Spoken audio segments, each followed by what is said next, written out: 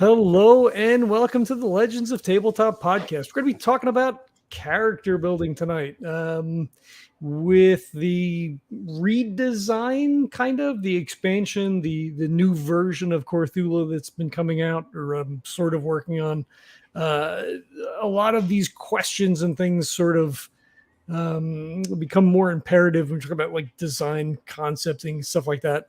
It's just kind of the way we play with things. So we want to grab a couple of our best players. We're 2 players short. Hopefully Jesse's going to show up a little bit later. Kurt's feeling a little bit under the weather. But I want to have these folks introduce themselves and we'll jump into some character stuff. I look forward to Jesse kicking in the door triumphantly to the call. My name is John Neri. I've played in a bunch of the stuff with John and freshly with Leslie, and it's been very, very fun. Did I do it? I think so. We can fix it in post. Damn it! That's always a classic answer, right? Hello, everyone. My name is Leslie. I also love playing with these guys. I don't know which way I am with, but yes, John and John. That's easy, right? Yeah. So I mean, I've done some other live games, but this one's the only one I'm playing in currently. It's with you guys in course. So I'm excited today to talk about some character stuff. And I'm Kevin, and I've played and run a bunch of games for both of the Johns, and so it's just had quite a bit of fun over the years. So having a new system to play and jumping into that's been really good, and I think we've the stuff we've done in the system has been really good that I've run and played, and so I'm happy to be involved in it and to meet Leslie, other than just chatting on Discord. So I got the Cthulhu game, Kevin. Remember? Mm-hmm. Yeah, that's right. Yeah, we're gonna get Leslie in some other stuff. Oh no. All right. So I mean, I guess to maybe softball a little bit to kind of getting started here. Do you have a certain proclivity to character creation? Point buys, rolling dice. Some of the more narrative systems. I guess there's not any of those things. Like, what do you sort of in for that stuff? Right. Like there's almost typically 2 ways to build a character. You kind of start with a story or you start with some stats, right? And I mean, that's probably oversimplification and definitely depends on system, but I feel like both work fine. I don't ever have a problem going either direction. I think more often than not, I start with what do I do? Right. Mm-hmm. And that's my personality, right? I like to have a purpose. So I like to know what I do in this world that kind of that's my thing. That's what makes me special or whatever. So I usually start there. And then, stats. I know some people like to play characters who maybe aren't good at what they're supposed to do. Like they enjoy that. I don't. I find it frustrating. I want to be useful. I want to be useful because most of the time in most RPGs, it is a group activity where we are working together to accomplish something. And if you are incompetent for all the time, not sometimes it's funny and it's fun and that's great because we, followable characters are great.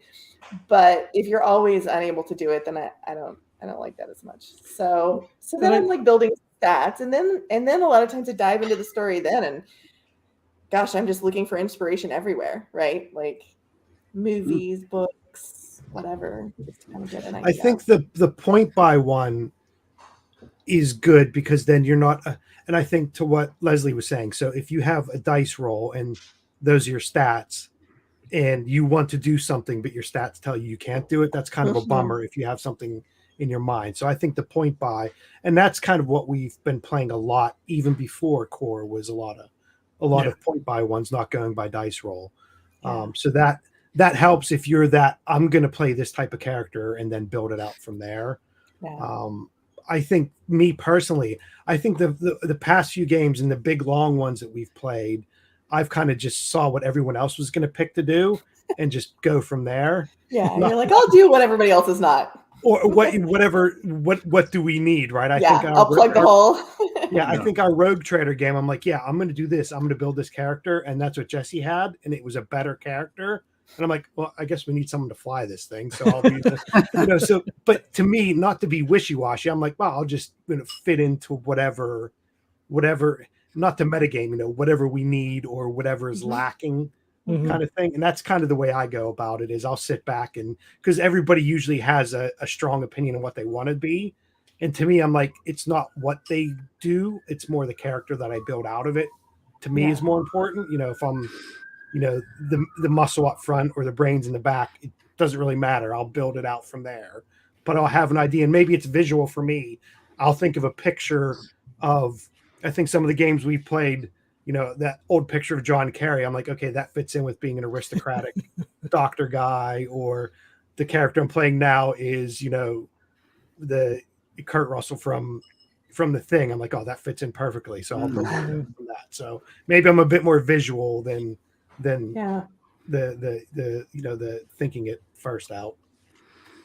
I think also like all these things, you're trying to make a cohesive group of some variety, unless you want a lot of conflict in your game, which I don't. I mean, not a whole bunch between the characters. Like sometimes it builds over time and it can be fun and interesting when it springs up during the game and it's kind of like just a result of the interactions and things that are going on. Too much of that, bad, but a little bit is good. It's like spice. But in general, when you're starting in the beginning and people have different roles and you're trying to fit a role in, you're sort of making a cohesive group that maybe works well together, right? Yeah, you don't want them all to die the first.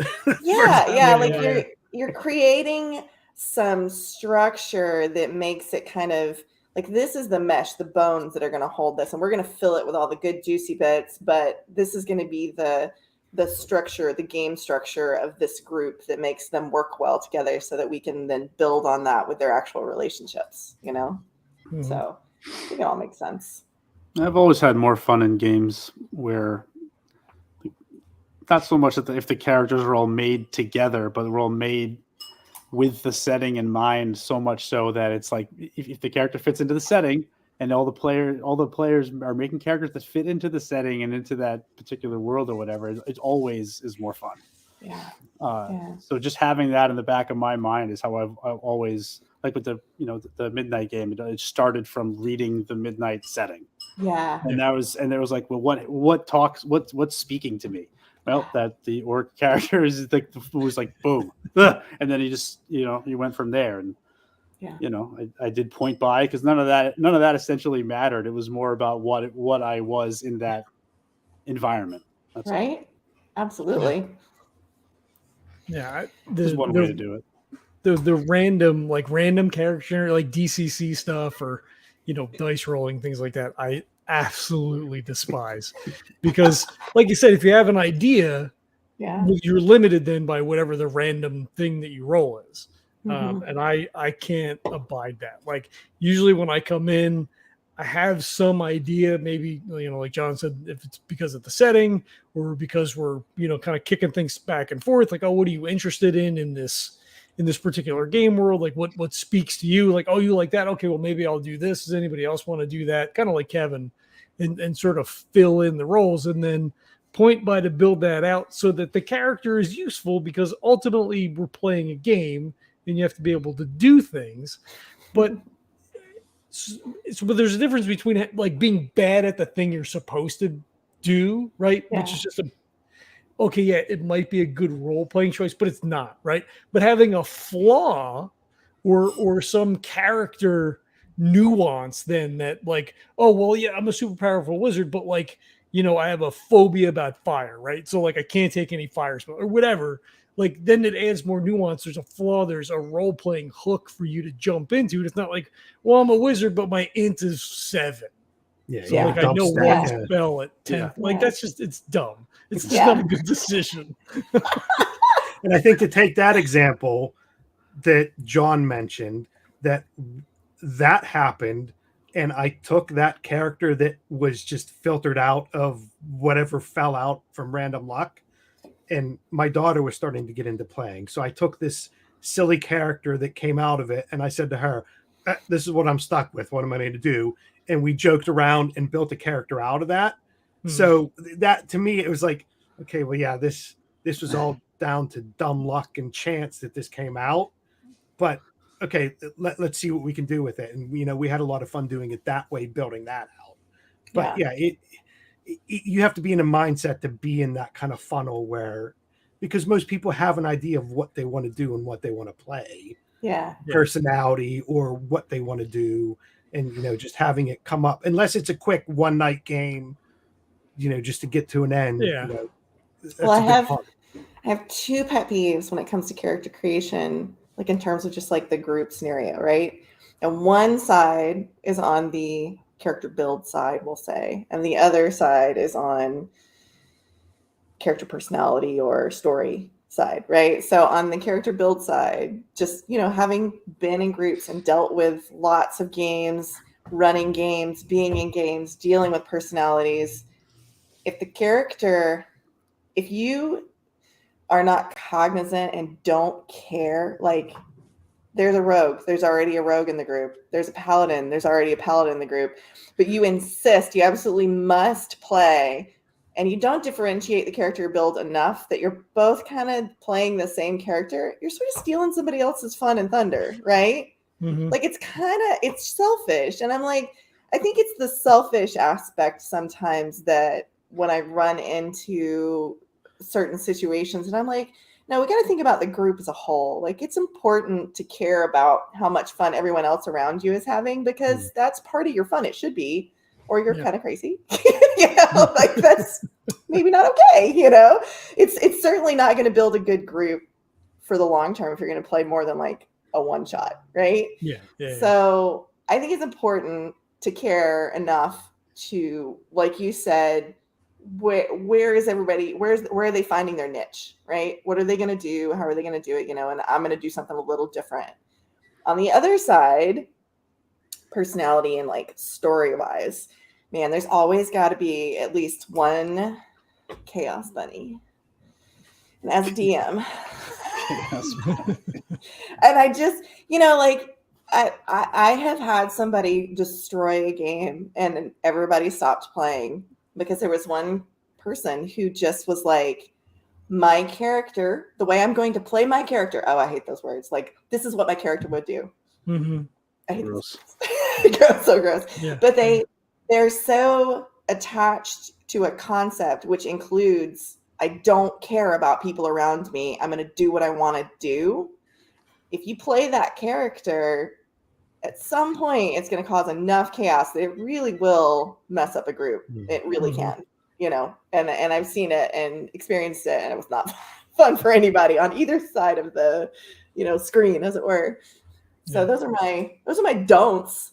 It's so important to communicate that in the onset. Like if you're going to run a game, that's, I think it's, what is it, session 0? Yeah, session 0 is so important. Yeah, like right off the bat. I mean, I don't know. Like this is going back years when this was such a larger part of like my day to day. It was, you'd sit down and you would say, well, here's the game. This is before anybody even touched the character sheet, and just, this is the expectation here, Yeah. So, but I found there was, very few instances where people weren't creating characters of, oh, this is what I want to do, and this is what my character would say, not because they were just so insistent on being what they wanted to be, regardless of what was going on around them. It's because they like literally didn't think of it that way.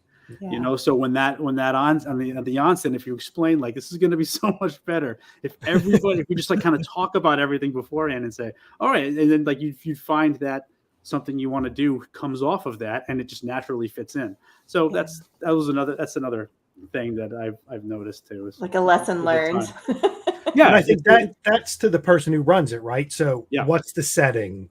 What's the year? Is it reality or fantasy or whatever, making sure you get that out there, because to make sure that everybody's expectations going in are, like John said, that it fits into what the person running it wants it to be. There's no use showing up to a gunfight with a knife kind of thing. You got to make sure it fits in with everything else. Or you end up being the chaos character by accident, or someone's doing it purposefully, and then in that session 0 you can kind of nip that in the bud and say, you're not going to do that because it's not going to be fun for anybody except you. Yes. Or that chaos character is born out of that process so that it actually works. It Well, fits. see, if that happens, to me, that's more fun, right? If a whole bunch of roles ends up saying this character is going to be a pain, then everybody knows that, not someone going, I'm going to be a pain. Yeah, exactly. Yeah, you got to get buy-in. Interesting connections come out of that too. It's like, what's everybody's relationship to this nut? It's like, and that just makes it better. Just makes it better. I mean, that's what just looking at the sheet that Johnny passed around. It's like finding motivation, drives, and life shapers. Like that's all that wrapped into those 3 concepts. It's like your motivations can be off the wall, but if everyone knows that from the onset, then they can kind of like weave all that together so that it's like, well, your motivations are this way, mine kind of skew this way, but I can bring you back in. And just like in games we've played recently, like that's literally kind of the Nash character, and that's to me that makes it way more fun, way more interesting. You the player need the soft skills to recognize your impact and to have those conversations where everybody gets buy-in. You know what I mean? Mm-hmm. And to sort of like feel it out. And if there is a point where it's like, okay, sure, this is what my character would do, but you realize I'm going to make everybody miserable. Just don't. Like it's okay. Like sometimes you have to put the greater good, as it were, like the group good, kind of over like those kind of thoughts and ideas. And if you have an idea of a character you want to play, it just doesn't feel like it'll fit in with everyone else. Yeah, you've got to step back and say, okay, either I'll shelve this character for another game, because invariably we're all going to play another game, right? So that character's not going to go to waste. Yeah. Or, or kind of modify that. And I think I've been lucky because I think everybody that we play, you guys all have, when you build a character, you build it with personality. And so you can see pretty much up front, this is what this character is going to be. And to me, that's fun from my standpoint, because I can hear what everyone else is doing, and I can slot in a character that kind of fits into that. Because everybody, like, I think both the Johns are really good at, I have an idea and I'm going to fully flesh out this character. And to me, that's fun. It's like, okay, let them run with theirs and I'll flesh out my character, coming. Right. Whether that's because I'm a late joiner to the group. Well, late joiner, Christ, John, is like 5 or 6 years now. It's just like 8 years, Kevin. Exactly. But also, I to me, I'm more comfortable. I'm not comfortable being, the characters I create, I have more fun when I do that kind of, that putty in between is, tying it all together. Not like, but that my character can be something that everyone else hasn't already done. And we're missing something, or there's a void, or there's a hole. We need someone that can throw a spell or shoot a gun or whatever. Yeah. My character could do that, and I'll just mold it around that. You're our glue. But I don't want it to sound like that, right? Because then that sounds really silly. I was just like, okay, someone forgot to take a healer, I'll be the healer, or that kind of thing. You're the kind of player that DMs love. Because you said it's supposed to be fun, right? If I'm gonna stay up late and play, I want it to be fun. I don't want it to be a slog. Yeah. That kind of thing. We're all here to enjoy it. And when I've run games, it's been fun because everybody, the characters they build, they come in with the way the characters act, the way the characters look, everybody, the way the characters sound.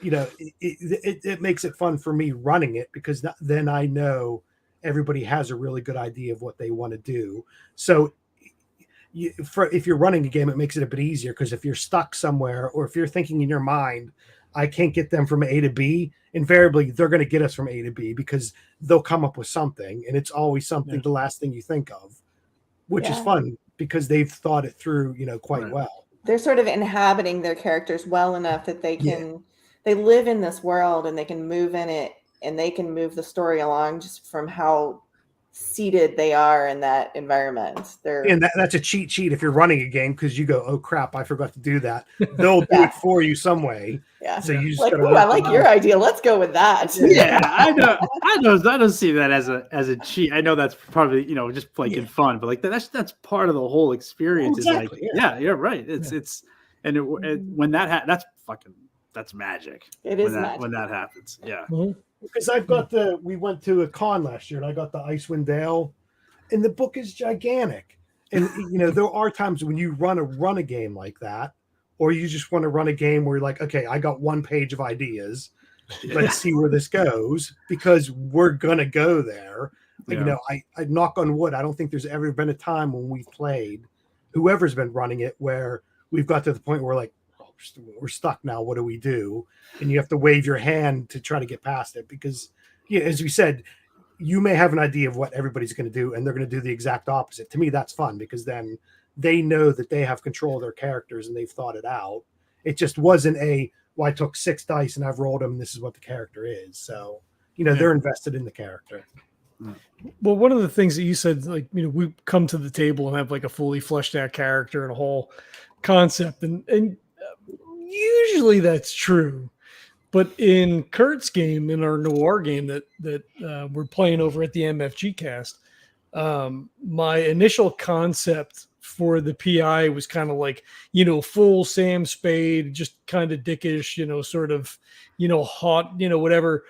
But then, like, once we started playing, he was never that. Like, we got like 2 sessions in, and I said, Kurt, we have to change these life shapers, because this isn't going to work. I'm not playing him that way. Like, this isn't what I thought it was going to be. And I love him, and he's great.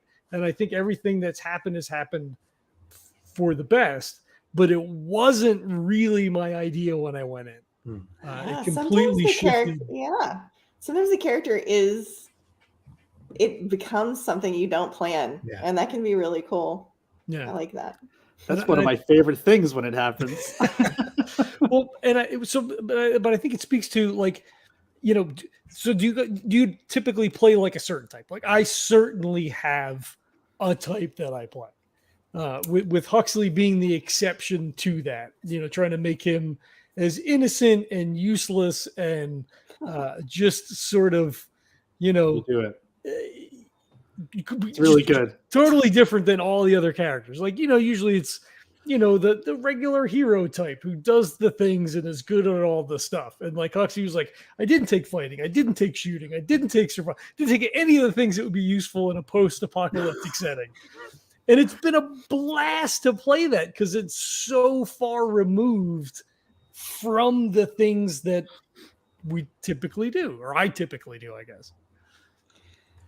I think the setting really plays into that also. What are you playing? What type of game are you playing? Mm-hmm. And that's always the first thing I think of is, okay, what kind of game are we playing? And then, as you said, kind of slot the character in from there. And just feeding off. And it's the bouncing off everyone else. And I think, it's that session 0 is, I think that's a lot of fun when we do it, because we are kind of mapping out whether that's a session 0 that we're doing in front of the camera, or a session 0 where we're just chatting back and forth through emails or Discord or whatever. I think, to me, I get a lot of value out of that for the character. So I'll have an idea or what I want to do, but then that may change and morph, like Leslie says, even before the game's played. That may change, because was it Traveler that you could like die before you even get out of character, Jen? That part of it, just having the character completely change just by talking it before you even start playing. To me, that's a fun part of it too, because as you said, it's we're here to have fun and play, and you don't want to be the pebble in everyone's shoe character, unless that's what it turns out to be, or it needs to be that kind of thing. Yeah. So as long as everyone else is happy and smiling, saying, "Yep, this is what we got," then to me that's good. Well, that was Zhao. Zhao was the pebble. Well, yeah, because that goes back to the funnel, right? What came out the other end, really wasn't what anybody was thinking, and I think we both took different paths to that. Of like, okay, I have a big Raven character thing, So let's see what my daughter thinks. And because it was either that or what was my other character, a turtle. So I was down to either being a turtle or a kenku. And my daughter said, that's the funniest thing ever. You have to play one of these, right? Because that's what are the chances? I'm like, okay, well, let's have some fun with that. Or yeah, if you have something in your mind that you just can't see getting past it, which is what happened. I can't work with this. Then it shouldn't be a big deal, right? It should be like, okay, well, I had this character. It ain't going to work. It should be okay. Well, then just create a new one because it's not going to be fun for you, and you're not going to make it fun for me running it because you're not enjoying yourself. Right. Sorry, Leslie. I didn't mean to cut you off. No, you're fine. I wrote down something and I was going to add it because this is just kind of like a rule for myself, right? And it sort of has it has multiple angles, but basically it's like, don't be perfect unless you're being perfectly annoying, and don't be annoying unless you can be charmingly annoying and people still want to hang out with you. Right? And I feel like a perfect example for those of you who broke down and watched the D&D movie like me is Reggie Page's paladin character in that movie, right? He's the epitome of just like perfect, right? But because so he perfect. is in all the characters he's played in other stuff. That's him, right? He's perfect, but he's so perfect. He's annoying, which is going to be a drawback. People are going to treat him like, God, you're such an annoying prick. But then at the same time, he's kind of charming and he's definitely handsome. So he's got a lot going for him, right? Well, he's you a paladin, still want to right? hang out with him. This is the argument I always have. It's paladin. He wants to kick ass, and he does. Way, right? Yeah. He's super powerful. So like that's kind of like that balance of like sort of knowing, how do I put this? Like how to build a character that's going to be engaging and interesting, not overly perfect, not too annoying, but like a mixture. Like nobody's kind of all one thing. You know what I mean? Like you're a mixture of things. So I think kind of like playing with that and sort of knowing where to draw the line. Because I've known some people who created characters, they were like, I'm going to be so annoying. I was like, Yeah, right. and like a little bit of that, like it's spice. Yeah. A lot of those things are spice. A little bit is fantastic. And if that is all you do, then at some point we're all just going to be like, Right. Well, and it's flat too, right? It's one note. Like if that's the thing that defines the character, then like, okay, but yeah, like what is that adding then at that point? Yeah. Right. So do you guys have like any rules about like when you're making a character and you're kind of like in that frame of mind, are there certain things that you're like, I do not do XYZ and this is why? I don't do voices because I have a horrible accent to begin with. So I think I'm the only one. I think I'm the only one out of all of us that doesn't do voices. So everyone else is great at it. So I'm like, I'm not even going to take it. I'm not even going to try. Other than that, it's all to me. It's all open, right? Everything else is wide open. And I don't mean to keep harping on it, but I think from a fantasy standpoint, that the character you were explaining tends to come out more in fantasy settings. To me, I think, Sure. right? Sure. If you're playing 20s, you're not going to. You could play that kind of thing, but those stereotypical, the paladins, the annoying goody, the whatever, that seems to come out more in kind of a fantasy setting, like a classic fantasy setting. Because if you're doing like a real world setting, no matter what the time, you have examples of what you can do, how people acted or what they did. So you don't get that flat, like John was saying, that flat kind of standard. This is how you're going to play it. Yeah. Well, if you guys haven't watched the movie, his character is my absolute fave. I loved it. I laughed so hard. It was really good. Maybe I'll go see it. Listen, it's just fun. I'm just going to say it. It's just fun. Well, if it's anything like The Mummy or Guardians of the Galaxy, that kind of it's a good kind of romp. Yeah, exactly. Yeah. Never it's another dollar. I respect it and I totally understand it. So, all right, John. So you haven't answered my question though. It's your turn. So I'm like Kevin. I don't think there's anything that really is off the table. Again, based on what other people are finding interesting, what use is a character going to have in the setting and within the party, and that limitations as far as that stuff goes.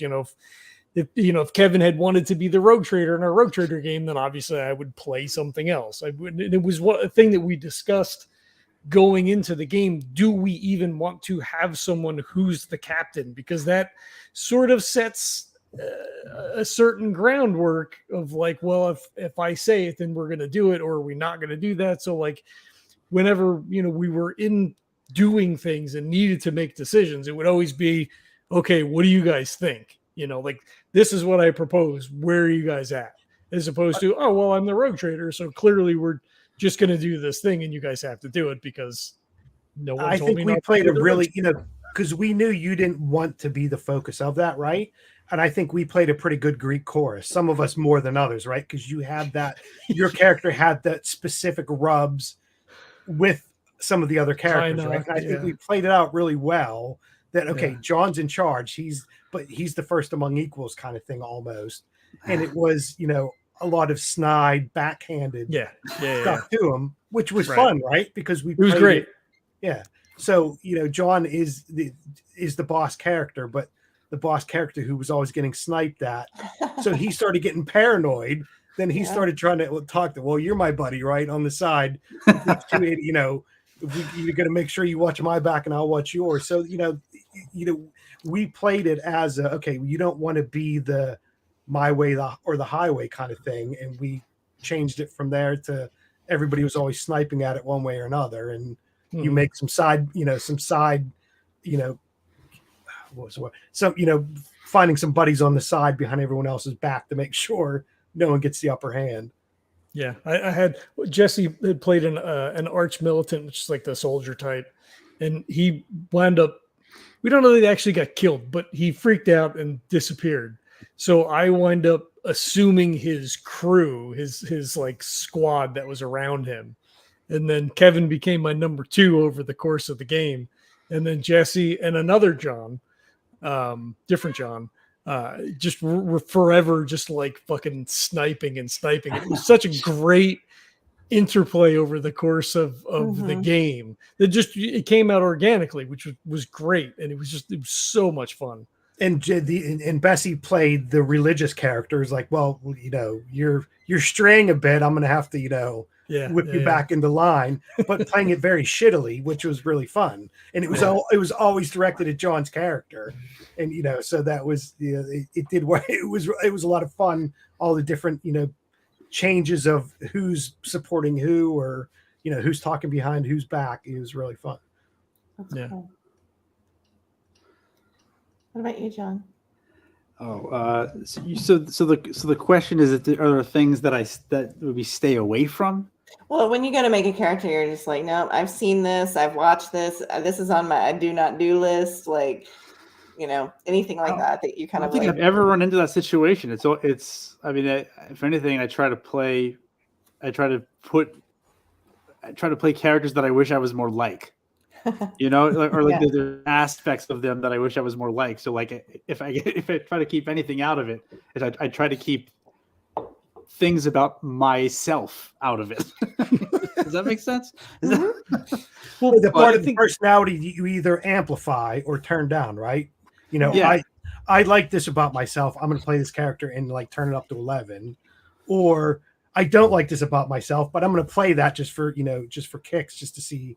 That kind of thing. It always comes from like whatever system or game we're playing. I don't start out like that. I always start out by, like I said, what's the setting? What's going to be fun here? And then they start to that's when you start to put things into it. Like, am I going to do a voice? Like, what am I going to do? Am I going to be all like hands? I'm going to have hands flailing around. And then and then actually kind of when you get into the game, it's like, I don't like being that way, so it's really, I don't really have anything that's off limits that I know of. Yeah. I've yet to come across it. I enjoy the challenge of trying to play things that I'm not comfortable with, I guess. Mm-hmm. But I comfortable is maybe the wrong word. That I'm not like, that I might not have as much confidence that I'm going to be able to pull off just because it's a role-playing game. Like I want to be, I want to be not me, Well, so to piggyback on that and talking about types and, playing not you, I find, at least for me, most of the characters I've ever played are me to some greater or lesser extent. Right. Nash being the epitome of that, I guess. But even like, you know, Selenar in Kurt's game, and like just little bits, right? Like just if you broke it all down, you'd be like, oh yeah, that and that and that, right? Like it's easy for me to see it, right? Because I know who I am. It's whatever. But I find that a lot of that stuff comes out. That's the issue that I had with the PI in the Noir game. Like instead of being, you know, a hard bitten, you know, nail spitting private detective, it was just me. It was like, oh, clearly I have to help this old woman across the street because that's what a real person would do. Like, you would not be a piece of shit. So like, I'm gonna go and help, right? Like, it's just there's something beautiful about that, though. You know, beautiful is kind of a, you know, maybe a out there word to use, though, about saying like, I'm making the character I don't want to be, and then you start like putting this might fit, and then you realize that you've inserted some things that you like about yourself into playing it, and that feels nice, you know. I mean, whatever, that can be part of the art, I think, in this whole thing. Is exploring that. So I sort of think of it like, you know, like a mixing table for music, right? Mm-hmm.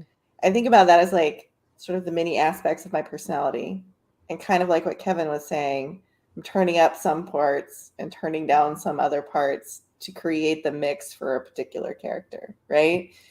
And some things might be on 0. And I'm trying to make them more, you know, come out more. It might be some aspect that I don't do, because I feel like every character I play, I try to pick at least one thing that I'm not and try to add that to the character. It's not that I'm not, it's kind of like mostly me in slightly different levels, right? So I'm turning a few things up, turning a few things down. And then I try to pick at least one thing that's on 0 that I'm like, all right, I'm going to crank this one up. I'm going to see if I can be, I don't know, super suave, or, you know, just whatever, something that I'm thinking to myself, it's not really me. And that's fun. I love that challenge. I really enjoy that part of role play. That's one of my favorite parts, I think. So when I think what John was saying, right? Because what was that? There was that old cartoon of a bunch of stereotypical fantasy players sitting around role playing, and they were role playing, I'm the accountant, I'm the janitor, you know, that kind of thing. Mm-hmm. If you're role playing, you want to do something different. I don't want to be, unless it was a character specifically we were doing, I don't want to be an IT guy character, because that's what I do all day, right? Unless we're doing something where I'm like, okay, this could be fun because I can be really nerdy about it, right? I don't want to be that guy. I want to be something else because we're playing a game. Yeah. You know, there might be a part of my character that, oh, okay, well, I'll make sure I put that in as something because I'll know it, and then we can roll on it. But yeah, it is that suspension of, okay, let's do something different with my personality as someone with horns, or someone who's, you know, a 1920s, you know, PI or something like that. You know, feeding that in. It is, you know, it's almost like the game within a game, right? Like John B was saying, I want to see if I can do this on top of actually playing this game. So it's almost like a meta game for yourself. Can I get this character to do what I want it to do? Yeah, what sucks is when you realize that you can't. Right. Well, then you just go, to me, it's like, okay, well, a lot of times I'm like, well, I can't make a decision. I'll just let the dice decide, up or down, you know, high or low. Okay, that's what I'm going to do, and see what goes from there. And I think we luck out because everyone else that we play with is, you said that, you know, the atoms bouncing off each other. If I'm stuck and I'm like, I don't know what this idiot's going to do, I'm going to roll and that'll be what I do. There'll be something that someone else says or does that I can feed off of. I'm like, okay, that makes perfect sense. You know, let's go that way. That makes more sense than what I had in my head, or it'll be more fun, right? It'll get us to a point where it's more fun because there is those hooks between the characters now, or, you know, John or Jesse had an idea that was just kind of a throwaway. And then it's like a worm in my brain going, yeah, let's run with that with my character because, you know, he brought it up, and to me that you can make something out of that. Yeah. The funny thing for me, I am clearly not a people person, but whenever we play, I wind up being the face for you know, whatever the thing in the Fear Itself game, the Rogue Trader game, now in the too. Runners game. Like, it's just like, what the fuck? Yeah. So maybe that's the opposite, right? Maybe you're not a people Mhm. person and it comes out while you're playing. Mm. And I always say I'm not a people person, but I think I probably kind of am. So now I'm playing the scarred smoking guy with a beard that likes to blow shit up, so it's the opposite of that. So maybe that just comes out, that way because we're role playing, right? It is a role playing game. Yeah. Yeah. I mean, and it's a really safe space with everybody, right? Like, I mean, there's no, we can take risks or do whatever, right? And like it's not going to fall apart. No one's going to say anything. It's not going to, turn into something. We all had that space to play with each other that, is sacrosanct to a greater or lesser extent. And I think that feeds into, the characters and how they interact with each other, right? I think we take how we interact and, everybody, making sure that maybe it is a bit of metagaming, but we always try to make sure there are those kind of hooks into the other. We're just not like, separate characters going on a mission kind of thing. There are that interplay between everybody. Let's find a way to, what does that person have is an in for them, or why is that person pissed at that one? And, because it helps build out the character and it gives the person running it some more ideas too. I think my character in our Runners game, so he's dishing out promises to everyone that, he's going to do stuff for them.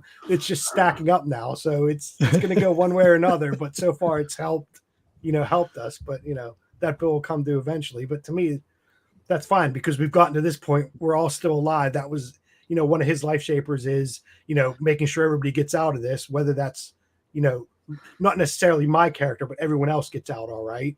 Well, I'll just keep, I owe a bunch of people favors. As long as everyone else gets out of it, then whatever. Yeah. That's been a really fun game. I mean, Jesse runs a really good game anyway. But again, we've all been, with the exception of Leslie, we've all now been playing games together for, 5, 6, 7, 8 years now. So there's a lot of just, I don't know, comfortability or whatever with making character decisions or just whatever. Like, when John and Jesse would, their characters would snipe at whatever the fuck your Rogue Trader's name, remember Venari, right? Like there was never like, oh, was he mad? Like, oh, what was, where did that come from? Or like, what was the right? Because we've done it for so long now, right? Like there's just, the trust level so high to start, when we play stuff or, people take risks and, just do whatever. Like it's just, it makes it that much better to have that. Absolutely. That's the struggle, right? Like for people trying to get into role-playing games and is finding a group, finding people that, you can be comfortable enough and like kind of hit on the same ideas of what we think a game should be like. And that was a great thing with Leslie. Like she came in and like right from the jump was like as if she had always been a part of the group, right? Like there was no, right? Like, oh, I don't know. Or like, oh, they felt kind of weird or whatever. Like she was in from the, and it was great because when you find people like that, you're like, yes, you come over here. Yes, you stay. You're stuck now. Yeah. And then it parlays, we were, into her games too. And then that's just bringing another great dynamic and you finding more people. Yeah, it's really good. It's fun. But I love running. You guys are so fun to run for because you do jive really well together. So I know that I can throw whatever I'm going to throw out there and you're going to have fun regardless, as long as I don't get in the way of your fun. Well, yeah, that's always the key, right? Because it will go places and go, wherever it's going to go, because everyone will come up with something. There will be something that someone latches onto to move it ahead or to do. So you're not stuck saying, well, okay, let me roll to see what you guys do next, because you're all just staring at each other. So Yeah. It did. So I will say, not a knock on the game, but it felt like last time we played Midnight, it felt like the game started after the combat was over.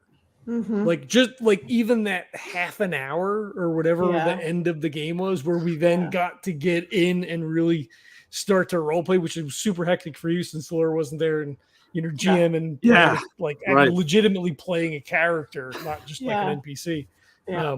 It was crazy. But then getting into that space was phenomenal afterwards. Like D&D just sucks. It just the battling.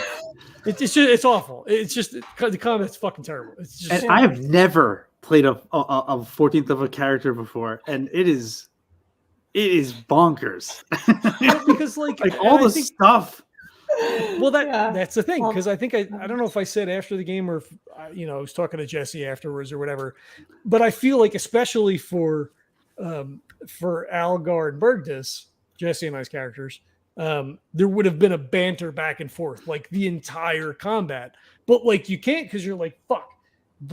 Scroll. Did I use? No, I gotta. All right, no, I checked that. I did that thing. Did I roll for this thing? No, let me roll those now, so I don't have to do it later. There's just too much stuff that's going like on. how and many it attacks takes you do you out of the. In small defense of the system, you guys haven't played D&D in a long time. I dropped you into 14th level characters that you hadn't built from the beginning, Yeah, right? yeah, So you're still learning how to like run high level characters with lots of bells and whistles.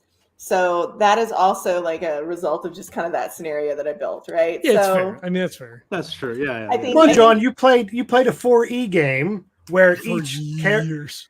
for each character in combat would take 15 minutes because they had Yep. 18 million different things they could do. Interrupts and all kinds of stupid shit. Like I loved it. Combat was Yeah. fucking terrible. I mean, the tactical nature was fun and whatever, but like also it's terrible.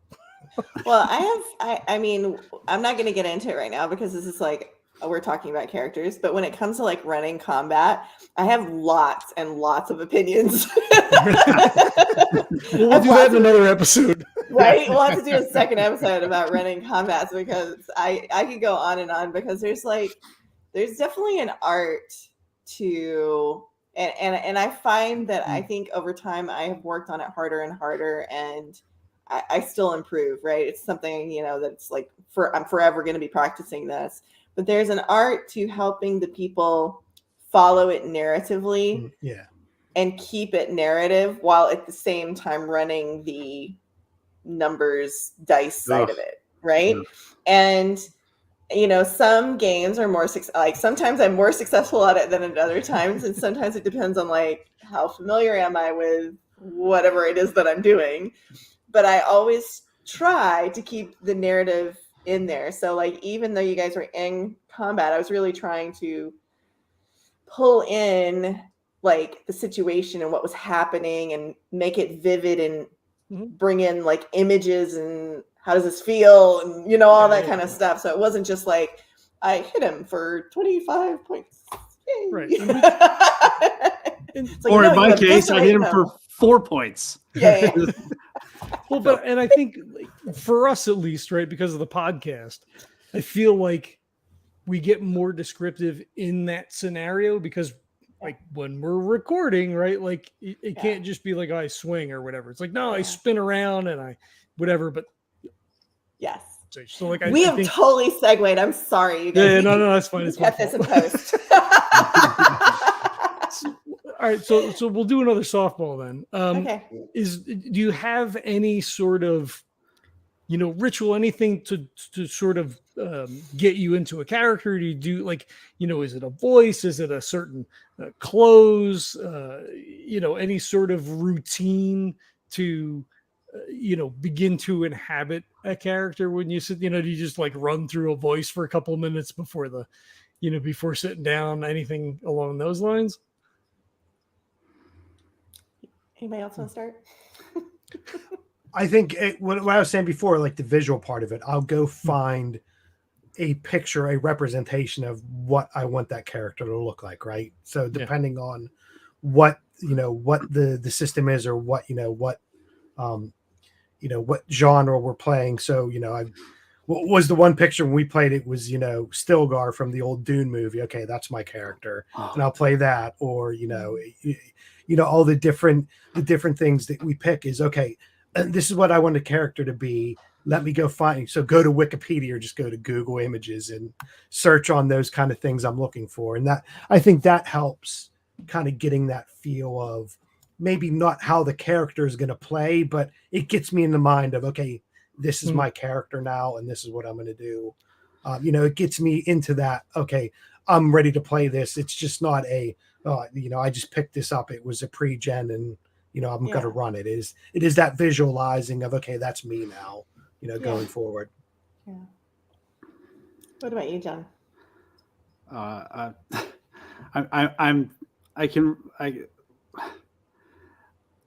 I'm thinking of Reggie now because me too. because from the second I realized that I wanted to do that voice, I realized, and then all of a sudden I realized that it was working in a way that was like, this is so fun and everything is perfect. I feel so happy in this space playing this character. I was like, I burned that voice for ever using it ever again. And it's like my favorite thing that I've accidentally ever discovered, and not that I'm not saying it's basically it's a clone trooper, right? That's the voice. But it's as far as like a ritual goes, like I'll sometimes like with the kids, if they're around and before one of those games started, I would just be talking to them like that, and they're just looking at me, and they get to the point where it's like, oh God, this guy. But like that was what it is. I mean, I actually had a thing, and I don't know how this went over, but you remember the Alien game that we played in?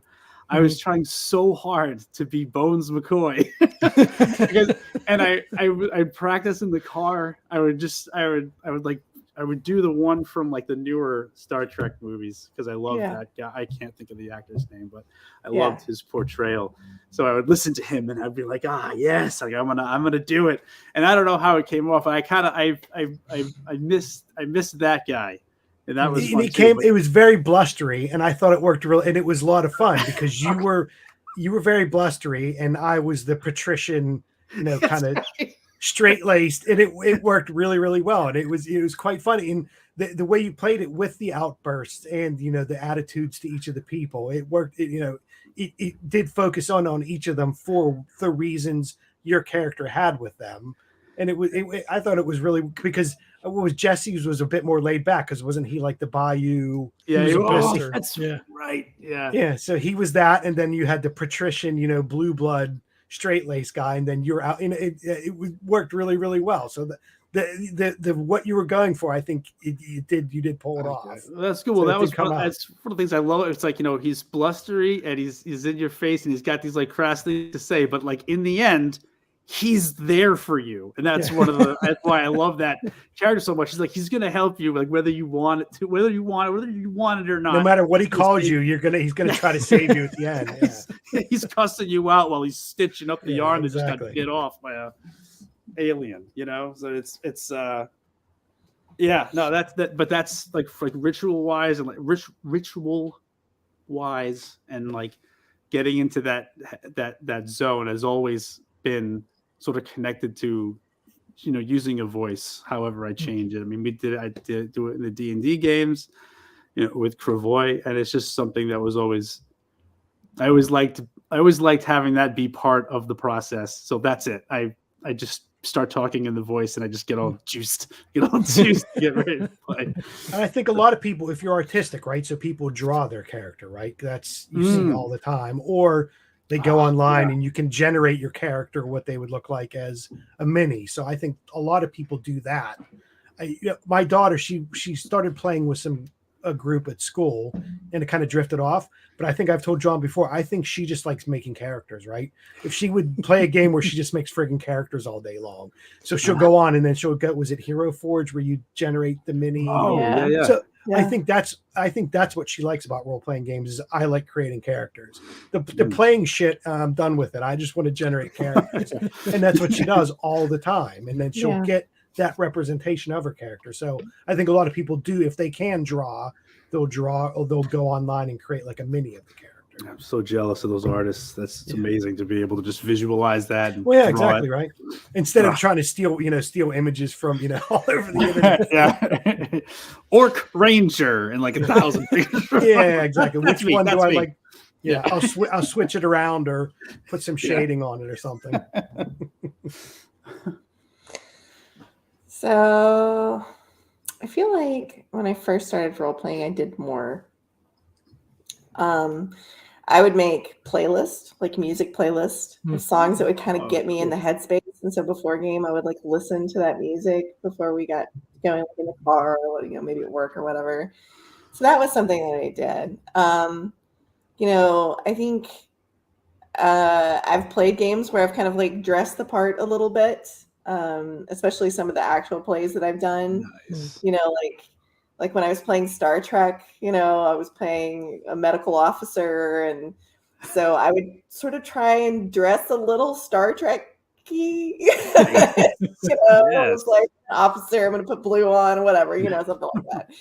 So, so I think I do a little bit of kind of a variety of things. It sort of depends on the character. I haven't done that as much lately. And I don't know if that's just a combination of time and also just experience. Like I kind of feel like these days I slide into character maybe a little bit more easily, but those things are still fun to do. And I think they're all valuable, and I probably should go back and do some of those things a little bit more. And it's, I don't know, it's a good reminder to be like, those things are really fun. Maybe I'm going to go make a playlist for one of my characters. Nice. That's good. A playlist. That's good. Yeah, that's a really good idea. Yeah. I love doing that. But I think the other thing you have to highlight is if it takes too much to get into a character, then that's probably not the character. You should probably create a new one, right?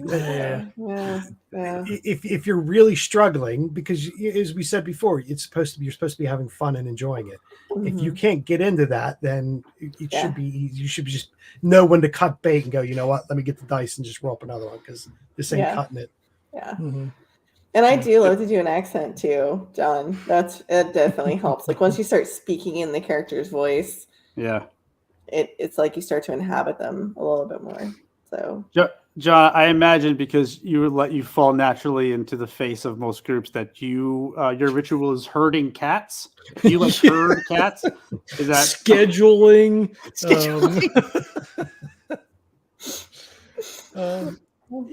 So I don't. So with Bergdus in the Midnight campaign that Leslie's running, I would do the voice in the car, or with the kids, or my brother would come over and we'd all just laugh, and I would just we would play games, and then I would just be Bergdus for an hour and a half.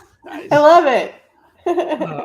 And I only need to see John to fall into Reggie. Like John's like grounding for Reggie for Nash because of Reggie. And like Hux is just so easy to fall into.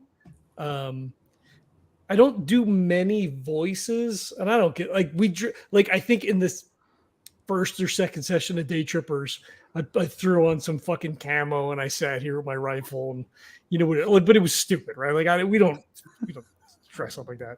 Hey, it's not stupid to dress up. It was very not. Don't knock it. Kudos to people that could pull it off. It was great. Yeah. Well, if it doesn't feel right for you, then that's when you know it's not right? Like it's a personal sort of choice. But I feel like most of the characters,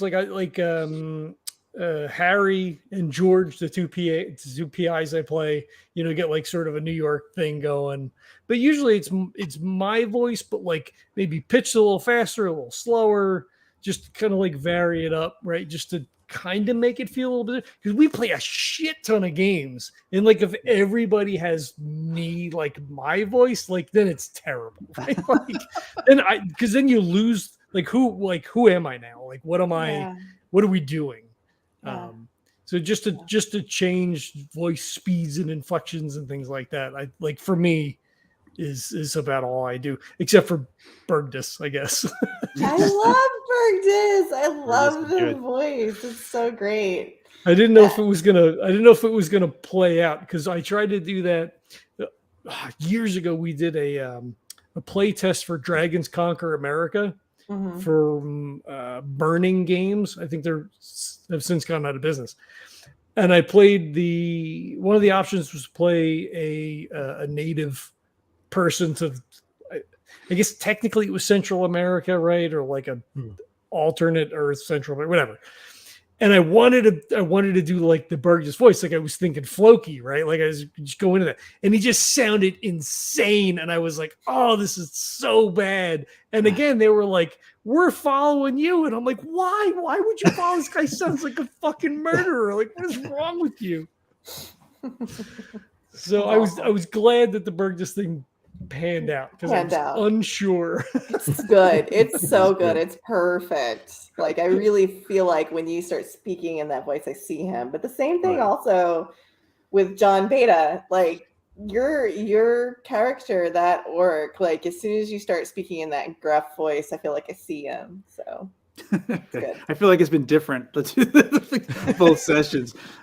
I do that too. Sometimes I'm like, wait, what voice is I using? But you know how, like, if you try to like make your voice deep, it helps if like maybe you have a sore throat or something. So if you're feeling good, it's just like that's like kind of how am I gonna get this voice? I'm gonna go down in here. It's like it doesn't, But yeah, no, it's. I was because obviously when you GM a whole bunch, you're constantly inhabiting different characters and trying to use a little bit different voices so that it has some variety. Otherwise, it's just the same damn thing, and that's not fun. And so I was, trying to do an orc in one of my other games, and the visual, there were these really, pretty intense tusks in their mouth, and so as I was speaking, I was trying to imagine almost like you've got to have like kind of some big things in your mouth, you're gonna kind of get in the way. so I was practicing the voice to myself. I was making dinner. Nice. Yes. I'm sure I sounded like a crazy person, but nobody was here. Walking around, your fingers in your mouth. No, seriously, like I'm not even joking. I took I had some wine, like some corks. Nice. And I stuck it in here and I was trying to talk. Oh, that's. It's like Godfather. You stick the cotton in your mouth. You can play Don Corleone. Well, so this is like free information for anyone who wants to know this. So when I was in high school and I did one act play, I used to have a pretty significant Southern accent, and like one of the lawyers when we were doing it was basically like, you did a really great job, but nobody's going to take you seriously because your accent is too heavy. And as a teenager, you're like, and because I was like a overachiever student, I was also doing one act play, and the theater teacher, I was talking to her about it, and she was like, well, you know how to get rid of an accent, right? And I was like, how do I get rid of an accent? And she's like, just get a wine cork or something about yay big, stick it between your front teeth, and then talk. And you talk like this for a very long time. And you have to enunciate all your words really clearly, or nobody can understand what you're saying. And it teaches you to enunciate, because a lot of accents are really just kind of like your mouth's being lazy. It's a pretty good little trick. We're looking at you, Philly. God, it works. Yeah. I think I'm a lost cause. That ship has sailed for me. So I'm stuck with the Yinzer accent forever. So like this is what happened. Yeah. So anyway, fun little tidbit for you guys. Okay, so I have a question, John. Can I ask a question? Yeah, of course. Okay, here's my question. So when you think about some of like other people's characters that you've really loved in games that you've been in, like, so-and-so played this character, and fuck, I just loved the way that they did this. What were the things that you think like set that character apart? Like, what was it that was so amazing to you and made it a great experience, a great character? Like what was it? What was that thing? What was that thing? Well, it's John. It's just John. It's just you. Well, yeah, but I mean, you guys like, are so cute. every so like John is great. Like every Jesus. game that You're a we great guy, play, John. Come on. I love Like it's so easy, love John Day. and it's like it just works so well. Like it doesn't matter the system, it doesn't matter what kind of characters we're playing. Like it just goes right. I mean, So do you have it doesn't anything matter more what it is. specific? Or are you just going to tell me that he has rainbows and No. butterflies? No, it goes both ways, man. I just think that we in these games that we play together, we just hit, the right beats, and that's People you've magic, met with. and Yeah. that's good. So it's, yeah. If you were to specifically look at his character Reggie, which I know that you love, what is it about Reggie that you love so much? Like, what is it about how he plays Reggie that makes that such a phenomenal experience for you to play with? I mean, I don't even know. I mean, I Is it his vulnerability? Is it his, like sense of humor? Is it, like what are the things, like how does he play it that it gets you? I don't know. Hard-hitting journalism Like, over here. You go. Yeah. We made like it was so dependent on like coming into that game was so dependent on like, well, yeah, I mean you can't really talk about all that going back that far without talking about like how we even met, but that doesn't really matter anymore. But like the idea of you're coming into this thing as like someone that Nash knew and just bringing it in, and that's what made it so we already had that connection to begin with, so it was just the characters did. Yeah. Right. Yeah. But that almost made it easier to kind of like work together because we didn't really have any sort of wall up, because we just kind of jumped right into two characters that knew each other and like had a history, and we took it from there. So you basically, when you were building the characters, they had enough developed backstory together that it was easy for you guys to play together. No, I knew I was going to play someone that was getting called in to help. John didn't start until 3 episodes in. Yeah. Or something. So he came in cold. Oh. Was that the first game you played in, or did you start with Cypher? I feel it had to be Day Trippers, right? That's got to be our longest game at this point. I have a memory of Cypher and Day Trippers kind of like going parallel. Okay, like I don't really remember start points, but I think we were doing it at the same time. No, I think it was Cypher first. I think it was Cypher first. Yeah. Yeah, I was bought in on Cypher from like when it first came out, so that was probably true. Yeah, it was probably And I hated that game. No shade to Jesse. It's terrible. But John made the game so that we could continue to play that until we didn't. I love that character too. God, he was great. Yeah. He was so good. It was fun. It was fun. I think the thing with Reggie, I guess, right, is he was like from the beginning he was there, right? Like even in the meta sense of like, hey, we need another player, right? And you came in, but like so by extension, then Reggie was there for Nash, right? And then all through like his alcoholism and like his support through all of that,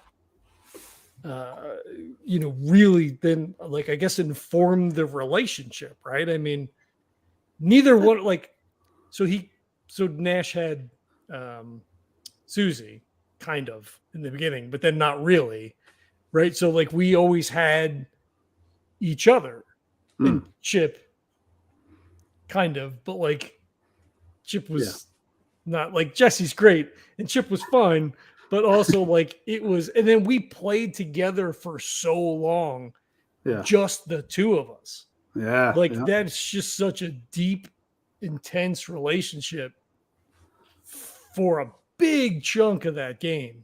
Yeah. But it's just been, I mean, this has been wonderful.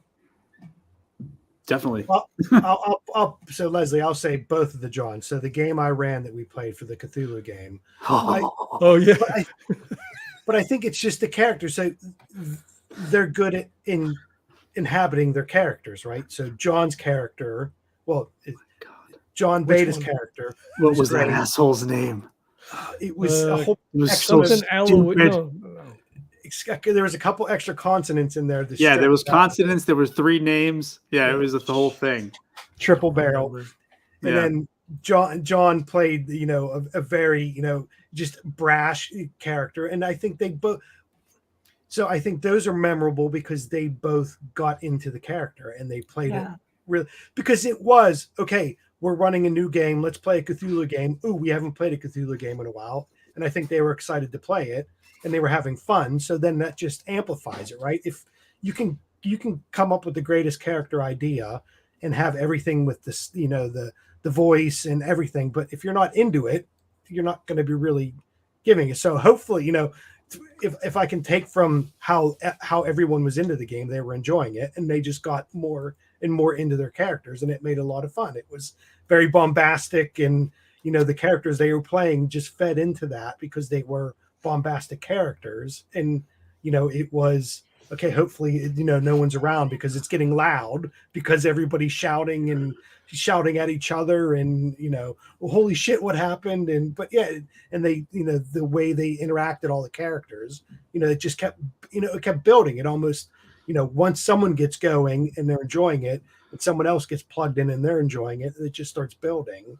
And it was a ton of fun. So it was, doing that, it was a blast because everybody, we said, oh yeah, it'll be one quick 3-hour session. It went 2 sessions. Never. I don't know how Never. long. And I'm sure we had to wrap it up at the end because we were getting, Yeah. but yeah, it was, when it starts dragging on in a good way because everybody's laughing and enjoying it and getting into it, but getting really into it. We kind of started all of this before we started recording. And I said, there's something ineffable about a really good character, right? Like sometimes it's hard to put into words. It's kind of like when someone says to me, well, what is great architecture? Like what is a beautiful building? What is a pretty anything? What is a thing that you like? What is a thing that has a quality that you love? And it can be really hard to drill down and like describe what is great, right? But I feel like just from your descriptions and like my interactions with you guys, like the thing that you're talking about is really the fact that A, you trust each other, B, you're vulnerable with your characters. You allow them to have feelings that are sincere, that come across sincere because you allow yourself to really feel them. And you express that because you're letting the game and the other characters truly impact how the character's feeling. And then you allow yourself to express that and it comes out, whether that's your character being bombastic and loud and silly and crazy or being sad and heartbroken and moved or whatever, right? Like it's that inhabiting that emotion and letting that come across because like that's rare, you guys. I don't know if you've noticed. I don't know if you're aware. Oh, it's hard lucky. to find. It's lucky and it's like you said, it's hard to find. Yeah. So yeah, I think it's a beautiful thing to find people who are willing to let like the world and the characters mean something to them enough that they let that come out and they feel safe enough doing it with the people that are around them that are also playing and the person who's running, such that they feel like they're in a safe space where everyone's going to react in a way that doesn't make them feel uncomfortable or alienated or whatever, right? Like it's accepted and it's mirrored back to them, and that's a beautiful thing. And sometimes it's just time, it's finding the right people, and it's being kind of confident and comfortable in yourself, right? Enough to be like, I don't know, I'm just going to be a goofy jackass today. Feeling that the group is, like feeling that the group is welcoming to that. Yeah, You know, supporting so you. It's Yeah. really just makes a better game. It doesn't Yes. even if you don't have the time put in with Yeah. with the people who you're playing with. It's if you can get to that point before you start where everybody can talk about who they want to play and what they want to be and all that. It'll just fall into place. I mean, it Yeah. should anyway. And I think a key to making a good character that you want to keep playing is, and people always say this, I'm sure it's repeated a million times, like in combat, okay, I rolled, I hit, I did this much damage, for anything like that. When we were playing in our last session, that there was a part where it could have went really bad, and if my character died, then that's fine. But also, if he was going to die, it wasn't just going to be, oh, he got killed and fell down. I was going to make it descriptive of, well, this happened, and then he did this, and build the narrative around all the actions. Just don't. Well, it's easy for us to say because we never roll, right? We roll twice a session, but to build, even if it's just narrative points that people are hitting, make sure you put something into that. Okay, you guys are out scouting. You're trying to find a shortcut. What do you see? How do you react? That kind of thing. Build up around it.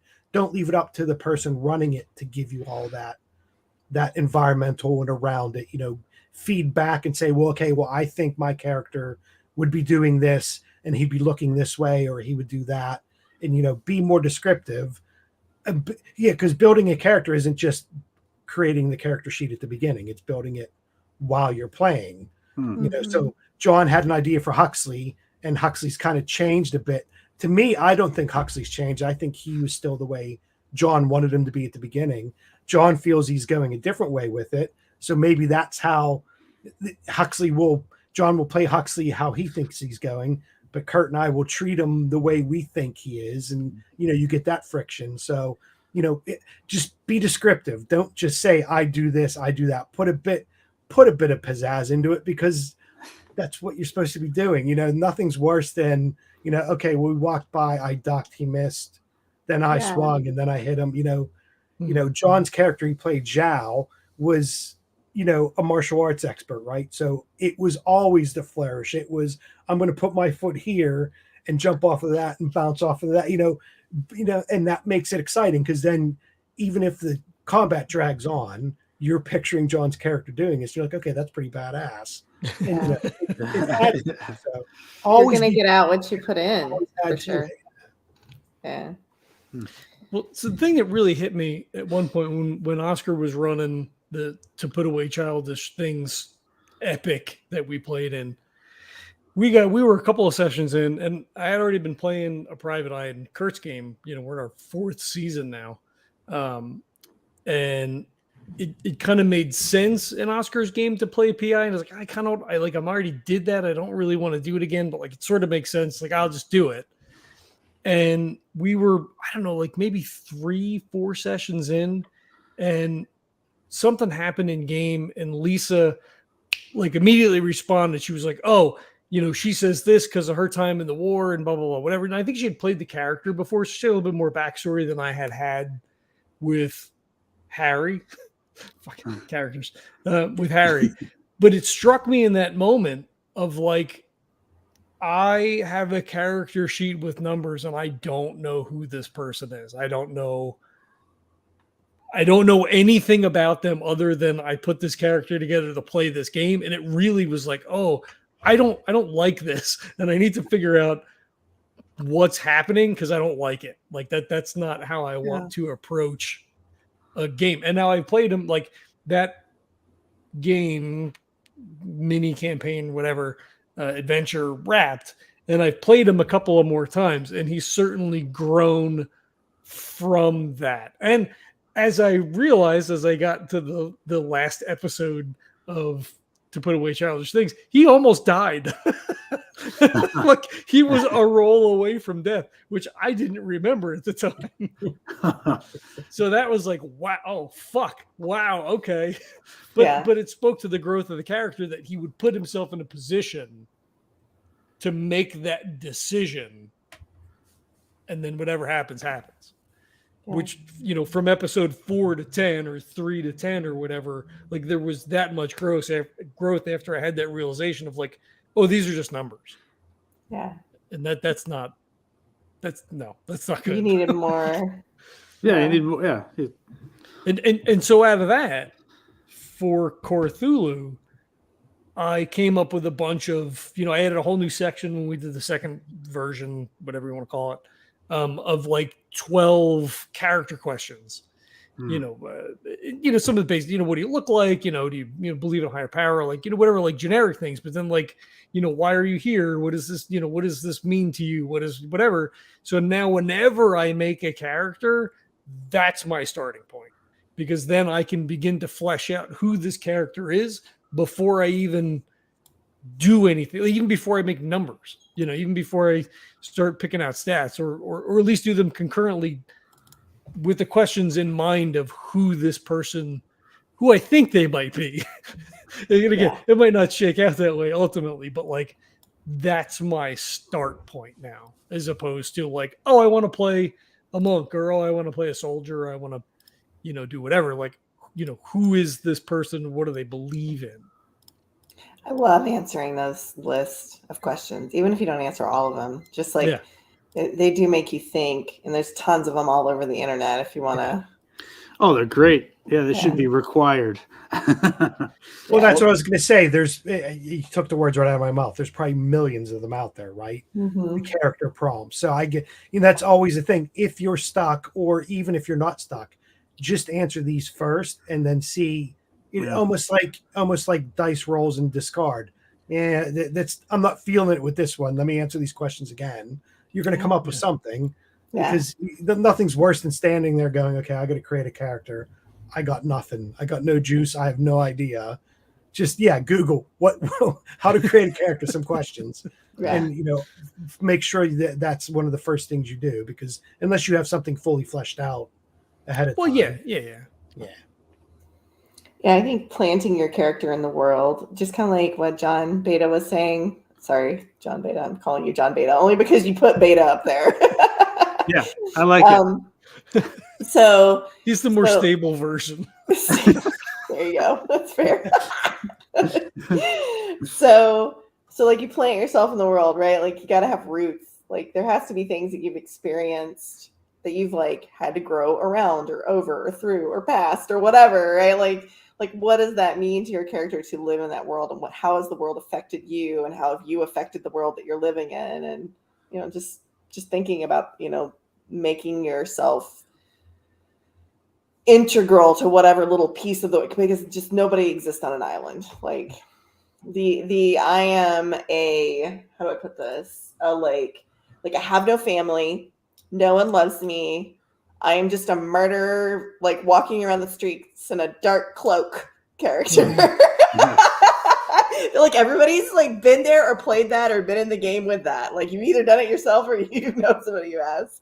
Right. And it's, you know, that I think growing past that, because it's fun at first, I'm not gonna lie, but growing past that, because you just realize there's always connections, right? We all have people that we know, or people that we are important to, or they're important to us.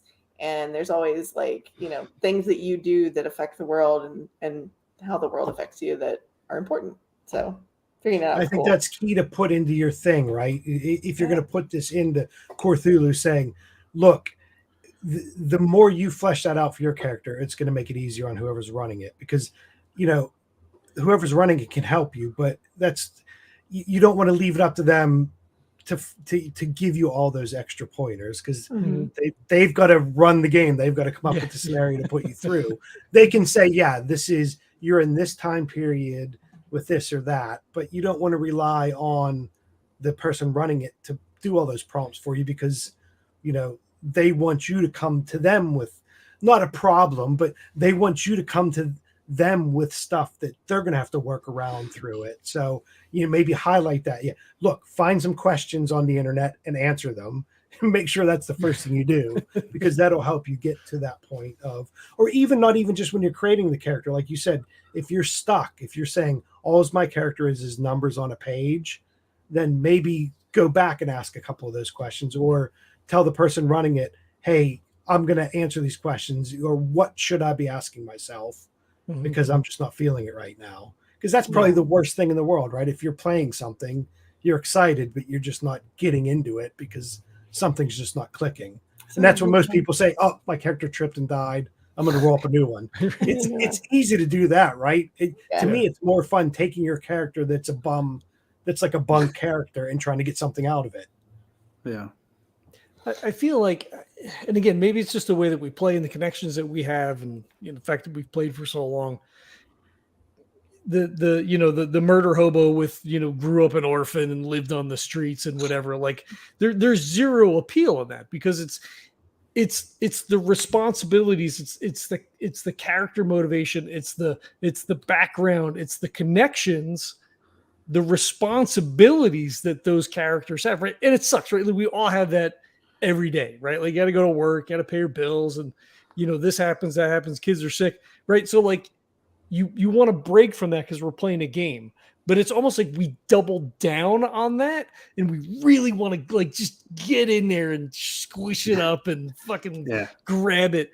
And I don't know what that says about us collectively, but like that's the meat. Like that's all of the good stuff. Like, oh yeah, I grew up on the streets. Like I have no responsibility, just do whatever I want. Well, but where's the story in that? Like there's nothing in that other than like I just want to like kill monsters or go after the bad guys and be John Wick or whatever. Like, okay, that's fun maybe once in a while. Like not to yuck anybody's yum, right? Like whatever, you play however you want to play, but like it's all of that other stuff that really brings these characters out into life and really lets you kind of get your hooks in them. And I don't know if it's because like even with Day Trippers, it's still Earth in the future. Like there's still real people, there's still consequences, there's still like everything we play, even in Runners, it's a post-apocalyptic Earth, but it's still Earth, and there's still people, and there's still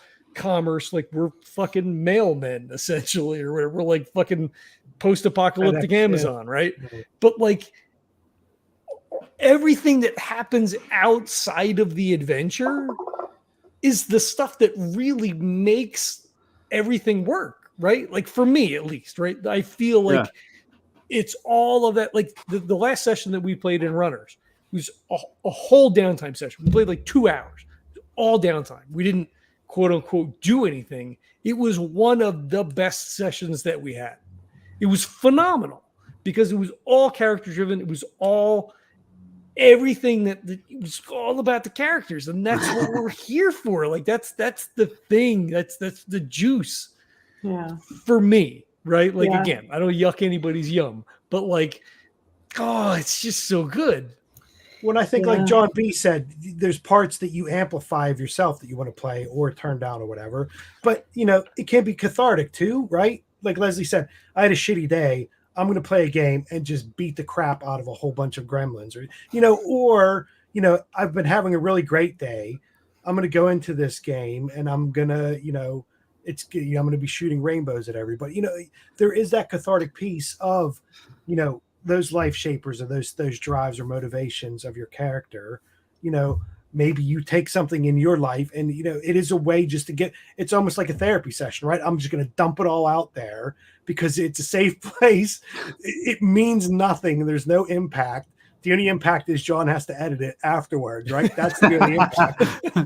I'm just going to go let it all out. And, there is part of that too. So if that is, if maybe that's not the focus of your character, maybe that character takes a turn that time because of something someone rolled or something someone said, and you're like, you know what, someone said that shit to me today and I'm still mad about it. I'm going to jump on because they just said something similar to me, and you get it all out. It is not real life, but sometimes it's fun to if you're pissed, then be pissed, fake pissed, and get it all out of yourself. So, and none of us are going to take offense, right? Because it's just a game.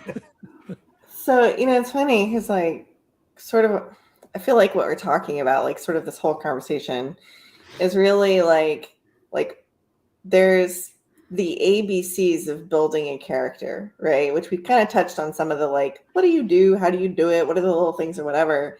But like once you get past that, It's really, how do you inhabit and how do you play a character and how do you do so? Like, what is the more advanced version of that? Because like when I first started playing role-playing games, it was not this deeply character-centric sort of method acting kind of thing, you know, where you're like really inhabiting the character and playing as the character, right? In the beginning, it was more just like, I don't know, I'm going to shoot my bow. This sounds cool, you know, like it. So there's an arc there as a player over time. Like we've all been playing for decades.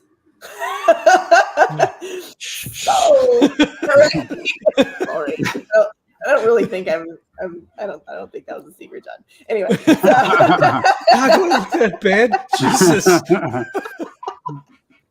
Only the gray in the beard. So, but anyway, like we've been playing for a really long time, and so our experience and our like comfort level, and then like what we bring and what we want out of the game has changed over time, and we've gotten to the point where, you know, that kind of like those social interactions with the characters and really inhabiting them and making that like narrative magic between the characters, right? Once you have the taste for that, you will never want one of those regular games again. You will forever just be like, give me that good stuff. Because I've thought about that, because, you know, I've run some stuff that we've changed from like a standard thing or stuff I've just written myself. And there's a few times where I'm like, let's just do a, you know, dungeon crawl where everybody goes in, and a dungeon crawl, like go in, you have a goal, beat a bunch of crap up and get, but when I thought about it, I'm like, well, no one's really going to enjoy that, right? We don't like the, okay, I roll, I hit, you know, and if we did create like one of those world's biggest dungeon, you know, you just crawl through and do stuff, we're going to turn it into not that. That's what I was going to say. 100%. We're going to change it.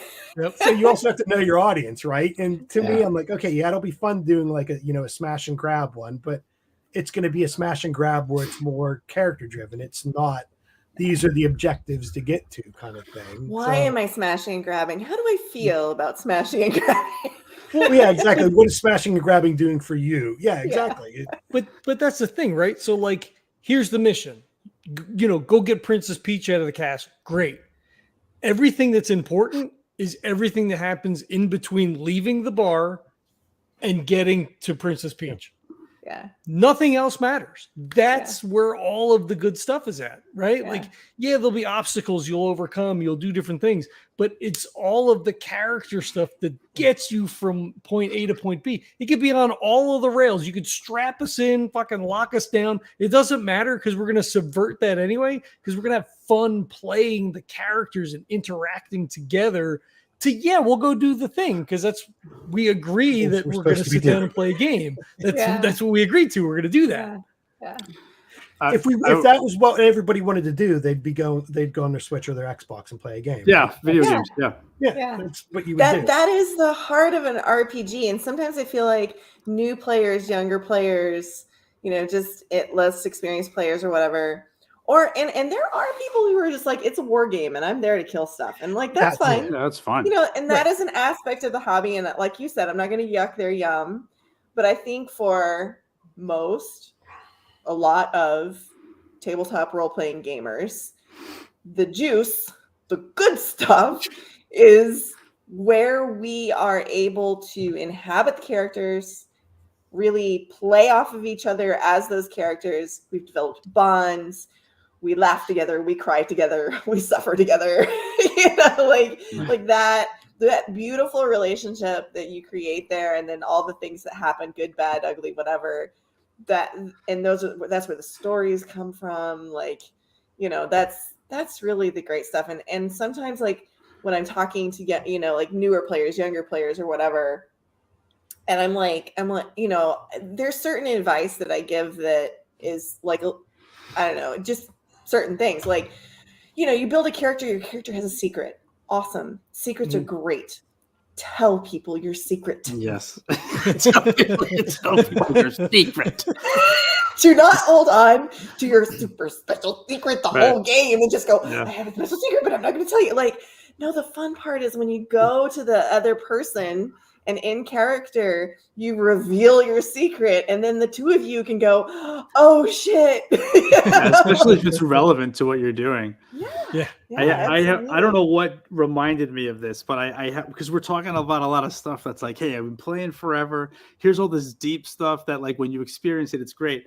And I wanted to throw an example out that just I got reminded of, and I don't where this came from. I don't know, but this was years ago. Before I think it's probably before I even met you, John. I was in a game. It was a My Little Pony game. Okay. Mhm. Now, I don't remember the name of the system, but there were 4 stats and you rolled 2 D6s on each stat.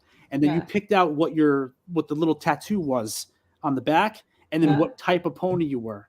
And that was it.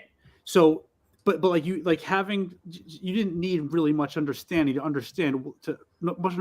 the My Little Pony verse to understand what you were doing. But there was no cameras. It was audio only. It was one of the most fun I've had playing a game. Amazing. With like the bare bones, nobody knew each other. Nobody could see each other. We were just playing My Little Ponies. And a lot of it was how the hell did I end up in? I have no idea where that happened came from. But I was in it with people I didn't know. No cameras, nobody could see each other. We were just going off of the fact that we were My Little Ponies in a My Little Pony universe, and it was a My Little Pony adventure, and it was bonkers fun. So it doesn't have to be as crazy, deep as we discussed. That for sure. That gives it. I mean, that gives it more weight in the end. But like it's just like surface level shit is all you need to just kind of like taste that juice if we're gonna keep doing the juice thing. Thanks. Thanks for using my analogy. Yeah, but it reminded, just talking about the idea of how long you've been playing and getting in that character moment just reminded me of that. Like there was nothing, there was no connections, nothing, zero. We were all ponies. And it was glorious. Well, and sometimes you need. Right, Wild West. The internet used to be the Wild West. You could play fucking ponies with random strangers in the dark. Yep. Yeah. You can agree to do that somehow, and then be invited to it. Was it creepy or crazy? No, I now have to start thinking deeper, like how I ended up in that situation. Well, so it might have been when you first started with this, because I remember you took the kids to the convention at the Rhode Island Convention Center. They had the Hasbro Con. That's where you got the dice at. You probably met somebody My Little at the Pony convention. Dice. Yeah, that is a happy coincidence. Okay. The My Little Pony Dice thing was after this has happened. This was going back, and this is back before there was Cypher System. This is back when it was just Numenera. Like that's where I fell in love with that shit. And then it was in that community that that's what it was. It was in that community where random people, hey, guy, I forgot this new game. It's a My Little Pony game. Looking for players, and I happened to be online. I was like, sure. Like five ponies having a My Little Pony ass adventure. It was just, and it was everything that you wanted to be. About you, John. I don't know. I like that though, as kind of like there's depth here, and the depth is awesome, and then there's also that shit that happens, and so like it's just funny. Yeah. Oh yeah. Yeah. But you're still committing to the bit at that point, right? Like even if you're not getting into anything like deeply emotional or you're not delving, you're still committing to the bit. You're like, I'm a goddamn pony. Yeah, I mean it's the buy-in, right? Like it's the buy-in at the onset of we're all just playing ponies, and like okay, I'm an Earth pony, so I'm like Earth, and I'm a flying pony. I forget the flying pony was. I think I played a flying pony, Pegasus. Yeah, but Pegasus. I mean, there's only like 3 things you can be, 4 things. I don't think you were allowed to be the one like the what are they called? The Pegacorns. That can't be it. Yeah, it's whatever. It's a magical combination, and they're more powerful. But like nobody could be that. So there was only 3 types. Yeah. Shut up. Look, it was surface level. Everybody bought in, and we knew what was going on, and that's all we needed. It was fun. And it was fulfilling. Look, John, I had all the rule books for the new system because my daughter was really into ponies, and I used to go to PonyCon every year. Wait, here we go. So here's my my my coaster. Was Right. it you? Were you No, the yeah, GM it was of that no. game? This was a few years ago. It wasn't that long ago. But I sold all those pictures, John. I sent you. I sold them because Lauren didn't want to play them, so I got some money back from. But I had No. all the new adventures, all the roll system, all that kind of stuff. And I went, yeah, we got this for your birthday. She's like, yeah, I don't want to play that. I'm like, oh, it's going on eBay now. It's all last year, Dad. Yeah, come on, Dad. It's boring. Well, sort of, unless you have something, Leslie, I don't want to cut you off. Oh, I was just gonna say something that you guys do naturally, and I don't know if you know you do it, is you share the spotlight really well too. And that's something else important in role-playing games. Like when you're creating your character and you're like super excited about it, you're like, I love my character and this is great. You still have to like you share the spotlight, right? You like let everybody have their moment, you know? And you guys do that very naturally and just kind of, you know, bing, bing, bing, bing, bing. But yeah, something else Well, I I was think- thinking about. When you get that juice and you realize that actually makes it that makes it more fun. Yeah. When you can all do that together, that might be an experience thing that you Yeah. have to actually see it happen successfully to be like, oh, well, this is preferable, Yeah. you know. Yeah. So That's good stuff. yeah, Well, in the runner session with Kurt and Kevin, like, you know, Huxley had his thing, and then, you know, for like half an hour, Kurt and Kevin had like their whole thing, and I just muted and watched the game. Like that's great for me, right? Like because then, you know, like Kevin said at the beginning, like, oh well, you know, it's your show and blah blah blah. I'm like, yeah, but no, like that's never not that, right? So when other people are actively doing stuff, like this is great because everybody's playing. I'm always gonna get my time in. Like I'm never worried about that. So when you guys are able to just run with stuff, like it's so great for me to just enjoy you guys doing things. And Yeah. I think you always like when you're running, you're like, okay, I want to make sure I get to them and then them. And then you try to go Ron Robin to make sure everybody's staying involved. Mhm. You know, if you're playing and you have downtime, that's not necessarily bad. If it fits in, you can go grab a drink. You can go rid of the bat. You know, there's stuff, you know, and I think, you know, the point John brought up, I think it just flowed from that because of what Huxley went through. He's not going to be up and about and chipper and chatty. So we've got stuff to take care of first. You know, I like it when everybody, you know, when you make sure everybody's involved. But if there is a time where you're like, I'm not going to be talking for the next 15 minutes, as long as it's part of it, you know, in your character, you have to realize your character doesn't have to be the center of attention. And also, if you are coming back and you are the focal point for that session or that, you know, that scene, make sure it's not just about you. Make sure you, and that's what I try to do. Okay, well, what would I say to Kurt's character? What would I say to John's character? Just to make sure, or to take a note to follow up with them in character of, oh, this is what I would say to them. Because nothing's worse than, you know, 4E combat when you're waiting 45 minutes to go through everything, because then you're like, okay, you know, you said you can make sure it is flowing, and downtime's a good thing as long as it's, you know, part of the narrative. Yeah. Yeah. Yeah. Yeah, I could watch you guys just go forever. I'll just be sitting there with my popcorn. And I think to John's point, that last session, so before that, there were a couple more as combat intensive as they could be for when we play, right? We did have some, you know, we're not throwing dice 80 times. You know, we did it built narratively. But I was really excited going into last week because I had a whole shitload of questions and stuff. I'm like, I got to do this. I got to talk to them. I got to make sure I don't forget this. And it all kind of flowed in that one session. And it was literally, thank Christ, because now I don't have to make sure I don't forget that, because I wanted to do these things, you know, to make sure for the story and the character. And it was what should have been next up. The fact that it all just kind of flowed, and it went from John's character doing this to Kurt doing that, and then me doing that, and then the interactions and how it played out. I'm like, okay, that worked out really well, because I was really chomping at the bit. I'm like, I'm going to forget all this stuff if we don't do it soon. And that's why I just kept making sure I was putting a notepad to make sure it was down, because those were important things that Jesse had prompted me before. And I'm like, I'm going to forget, and Jesse's going to be pissed because, you know, he probably set up this big thing that it just went over my head. So, yeah. Yeah.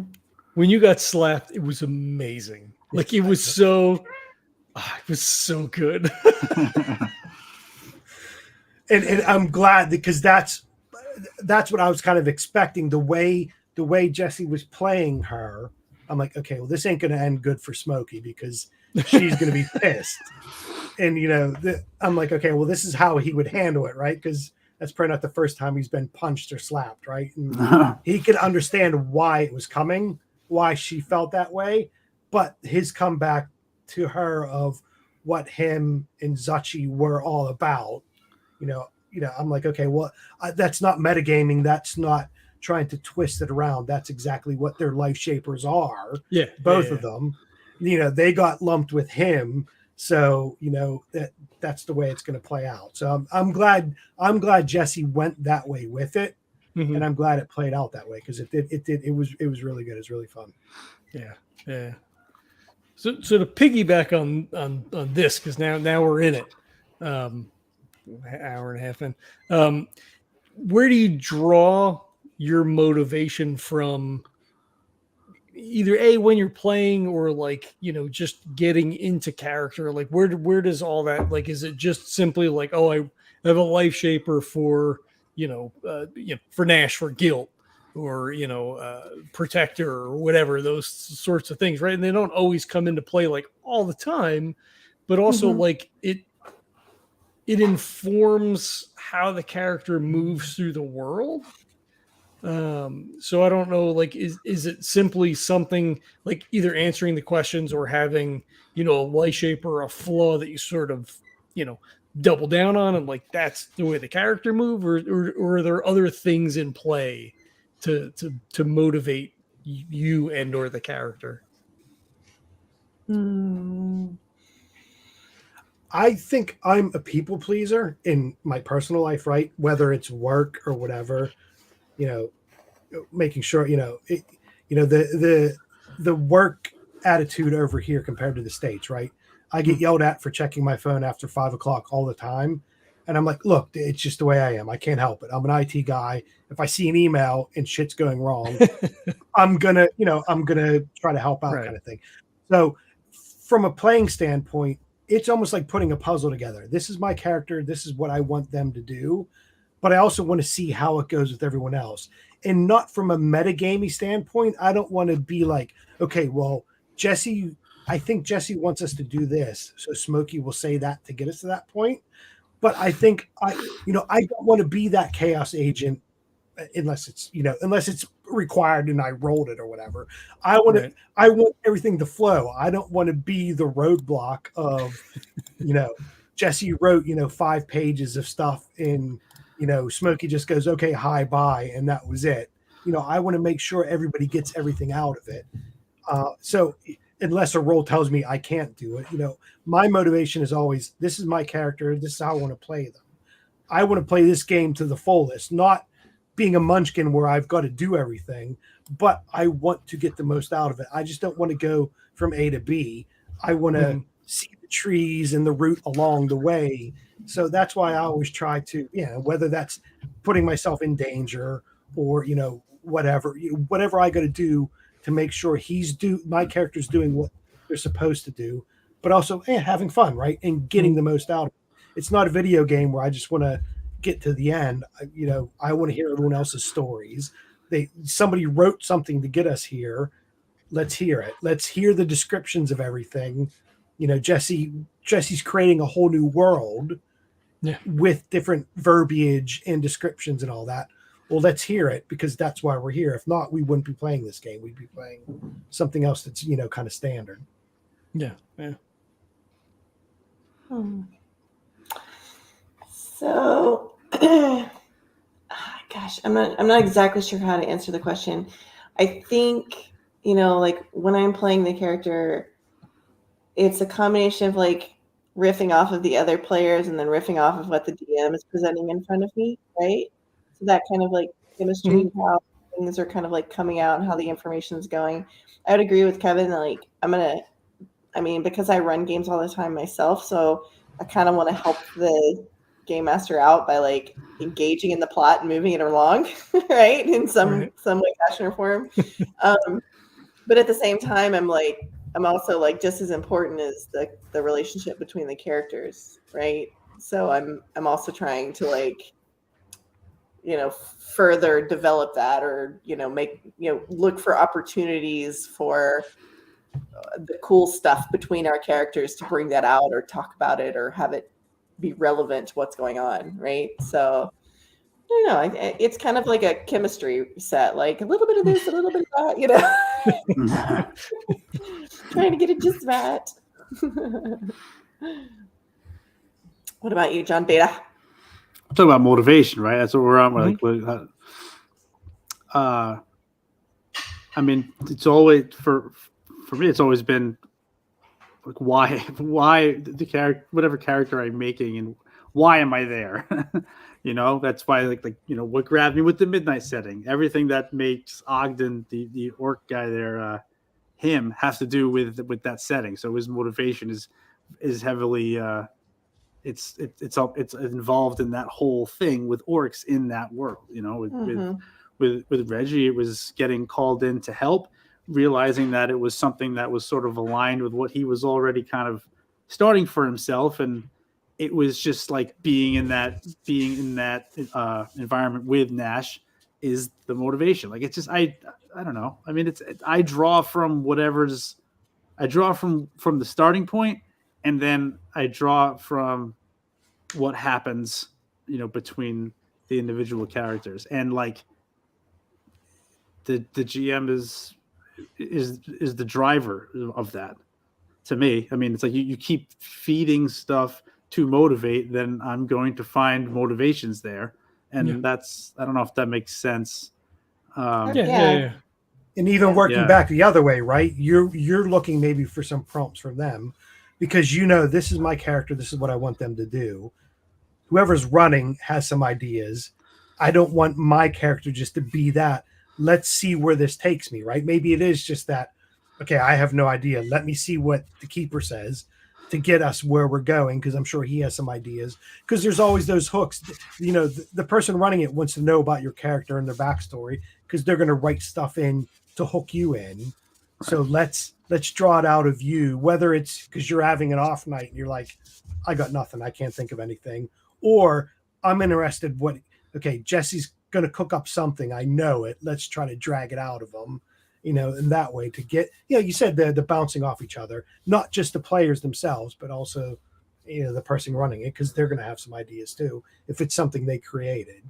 Mm-hmm. Like in a perfect world, if you're giving the GM something with your role play to mess with you, that's it's like motivation works both ways. I just, like, back when I was running, I remember there'd be situations where I would jump on anything a player would throw out there by accident or otherwise, and just a twist, and it works almost every time because it came from them. Mm-hmm. So if you're playing a character and you're playing the role and you feel like, it's, again, the circumstances have to be aligned for that to work that way. But when it does, that's motivation. I don't know how many times we've said, don't give him any ideas, because me, John, and Kurt will be just be goofing around, and we say, wouldn't that be weird if this happened? Holy shit, this is going to be next. And it's like, well, don't give Jesse any ideas. Yeah. Those are great. Those are great. You guys used to yell at me all the time in the Rogue Trader game. Stop, just shut up. Why are you talking? Because no one's going to know what he's going to come up with. I don't trust Neil, at all. So it's going to come back twisted some way, and it's going to bite us in the ass real bad. That's a good distrust. That's a good example of distrust. Exactly. Yeah. We just came up with something really effed up. Neil's going to use it somehow, and I know it, because he's not going to forget it. It's going to come back. But that was also the character you're playing, right? There were times where you were a bit loose-lipped, whether it was the character or John, when we were all just goofing around, because half the session was just us, goofing around with each other in the session. Mm-hmm. Oh, wouldn't it be funny? Or that was pretty good. And then it's like, okay, well, Neil's going to use this somehow. So I have a question, sort of. Would you say, like, kind of based off of the stuff that we've talked about, that if you were kind of trying partially to define a really good character, that you can't do it in a vacuum. That the best characters happen because of the relationship between the characters. For sure. Absolutely. Yeah. Yeah, I think that kind of comes across just like from what everybody's been saying. But And I think that's a miss when everybody does, quote unquote session 0. It is the get the paper, roll the numbers, pick a name, and this is what it is. I think that focusing on, like you said, how, do they know each other? How do they know each other? Why? Like the who, what, when, where, why, how. Fleshing that out before you start playing, or you're coming in cold, right? You all just wake up and you start staring at each other. That could be part of the game too. But that setting of those interactions of the knowledge, that has to be pretty early in the game, because then that will get people bumping off each other, like you said. Then the ideas start bouncing. Unless it's specifically you don't know shit about shit, go out. But unless that's the case, it should be either in that session 0 or right off the bat. Hi, my name is. This is what I do, and do I know you? That kind of thing. So I've had really the annoying. most success when running games, having more success and better role play with groups that aren't as established as you guys are and aren't as like well meshed as you are.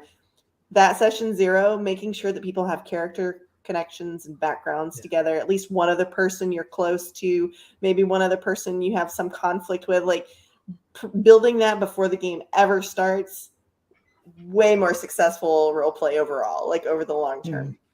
And when I read that in role books, I think, well, that's just standard, right? Everybody knows that. Yeah. But if you're not really thinking about it, it slips your mind. So it is good, the life shape, the life shapers and core, put these down, because everybody makes the assumption of, oh, of course we're going to know that when we're playing. I just skip over that in the rule book for whatever system, but it gets missed, and then it's a detriment. Then you take 2 sessions just trying to get that back, and it's uncomfortable where no one's really taught. Okay, well, who's that? Why would I jump in front of a bullet for this person? Yeah, that kind of thing. So, I always used to think, oh, that's ignore that part, but it should be there, because that is it makes everything so much easier.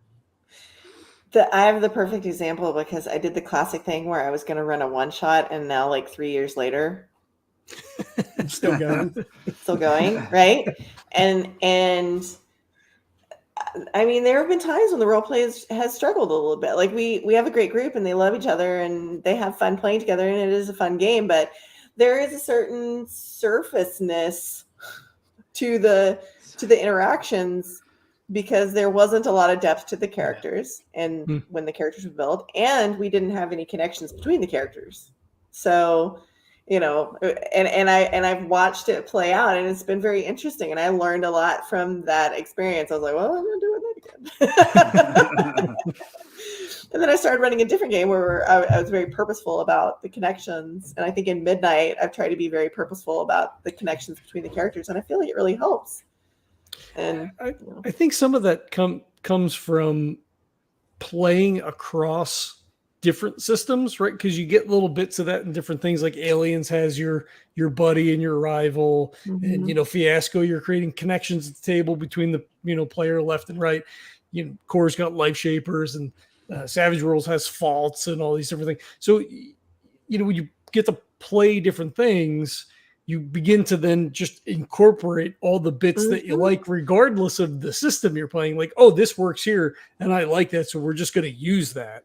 Yeah, and it, absolutely. When you have a group like what we have, then it just becomes part of the zeitgeist, right? Like we just, even without thinking about it, we're doing that, and like we didn't start with a session 0. I don't feel like, but we certainly incorporated that very quickly thereafter. To really kind of figure out like what does everybody expect? What are we doing? What do you guys want to play? What's interesting? What are you guys thinking about? What do we want to do? Collectively, like where is this going to go? And I feel like all those things are really important to get that buy-in, to get that motivation, to have all those connections, like all the things that we've been talking about stem from that. Like, hey, do you want to play X game? Sure. And then you'll just show up and roll dice and everybody brings a character. Like you can, and if that works for you, that's great. That's fine.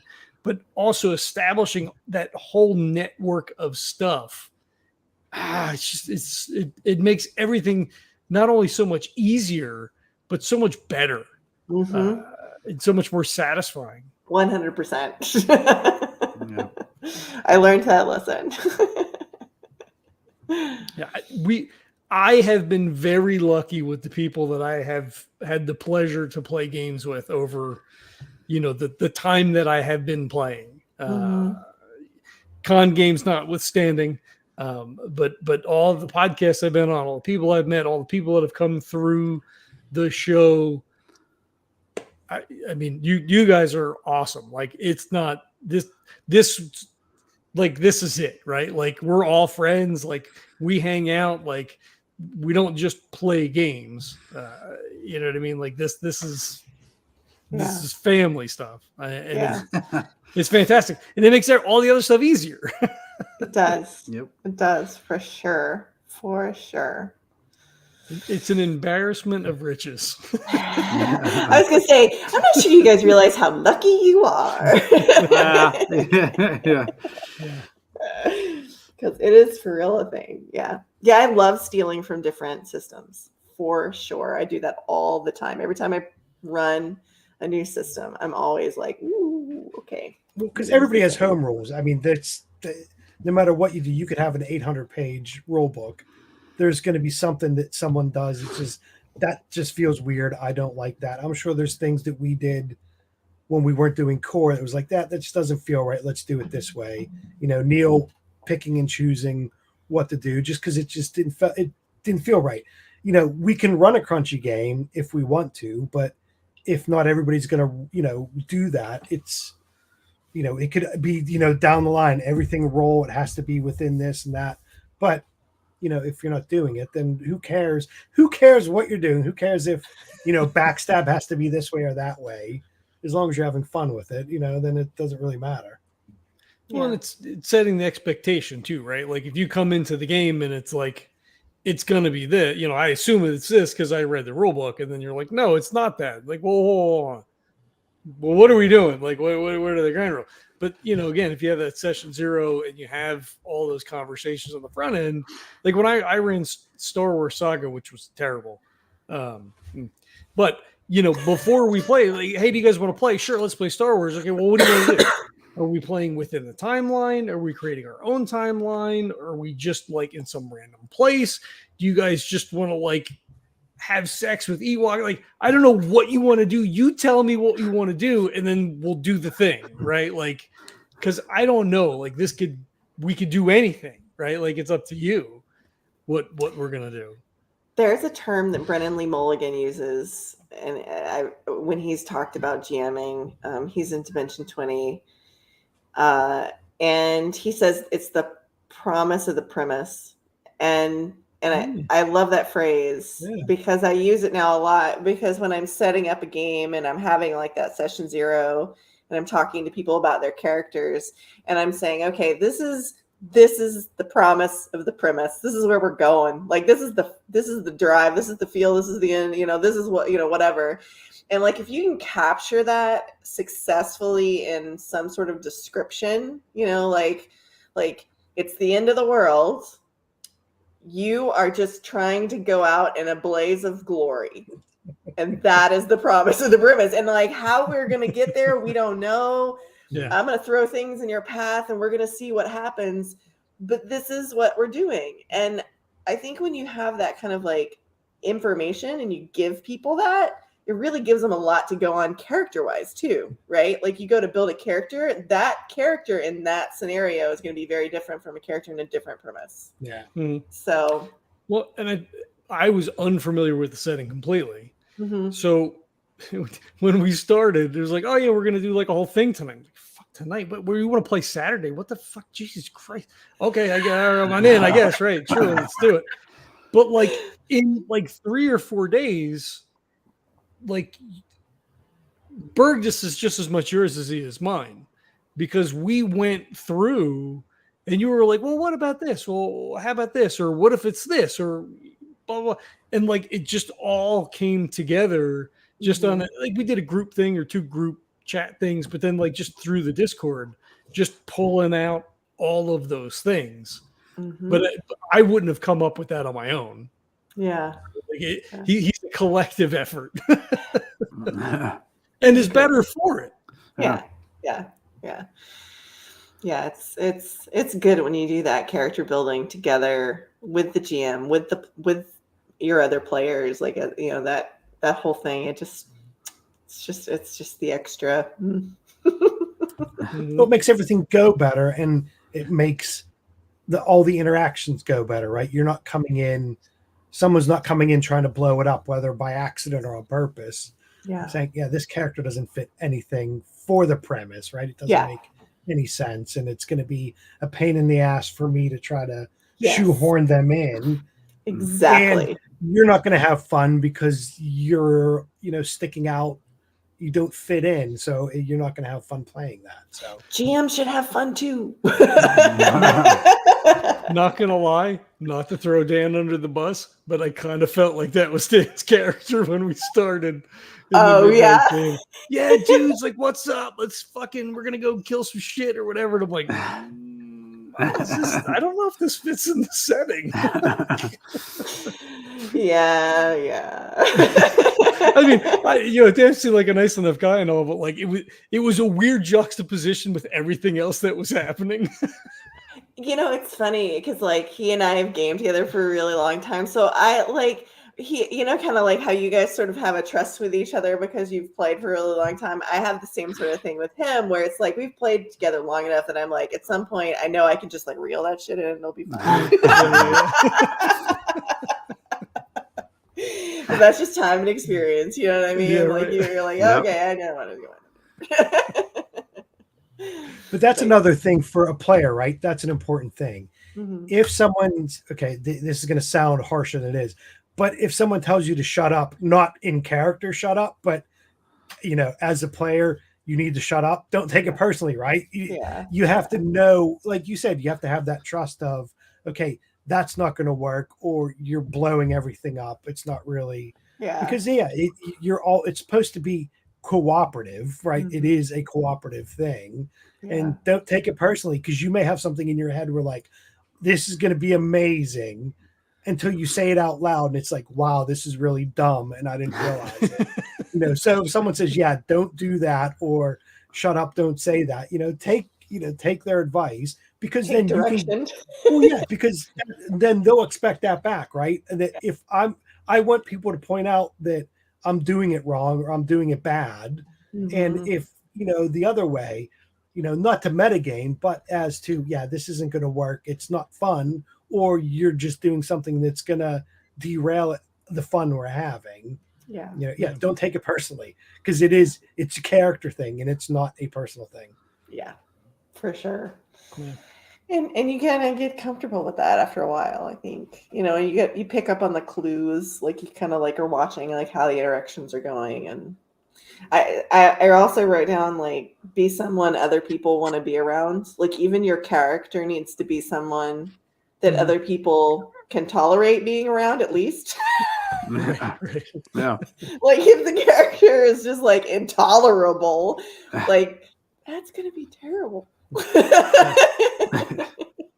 And you'd be surprised, or maybe not surprised at all. But some people really do like roll up that character and they're like, yeah, I'm just gonna be so annoying. And you're like, leave me behind.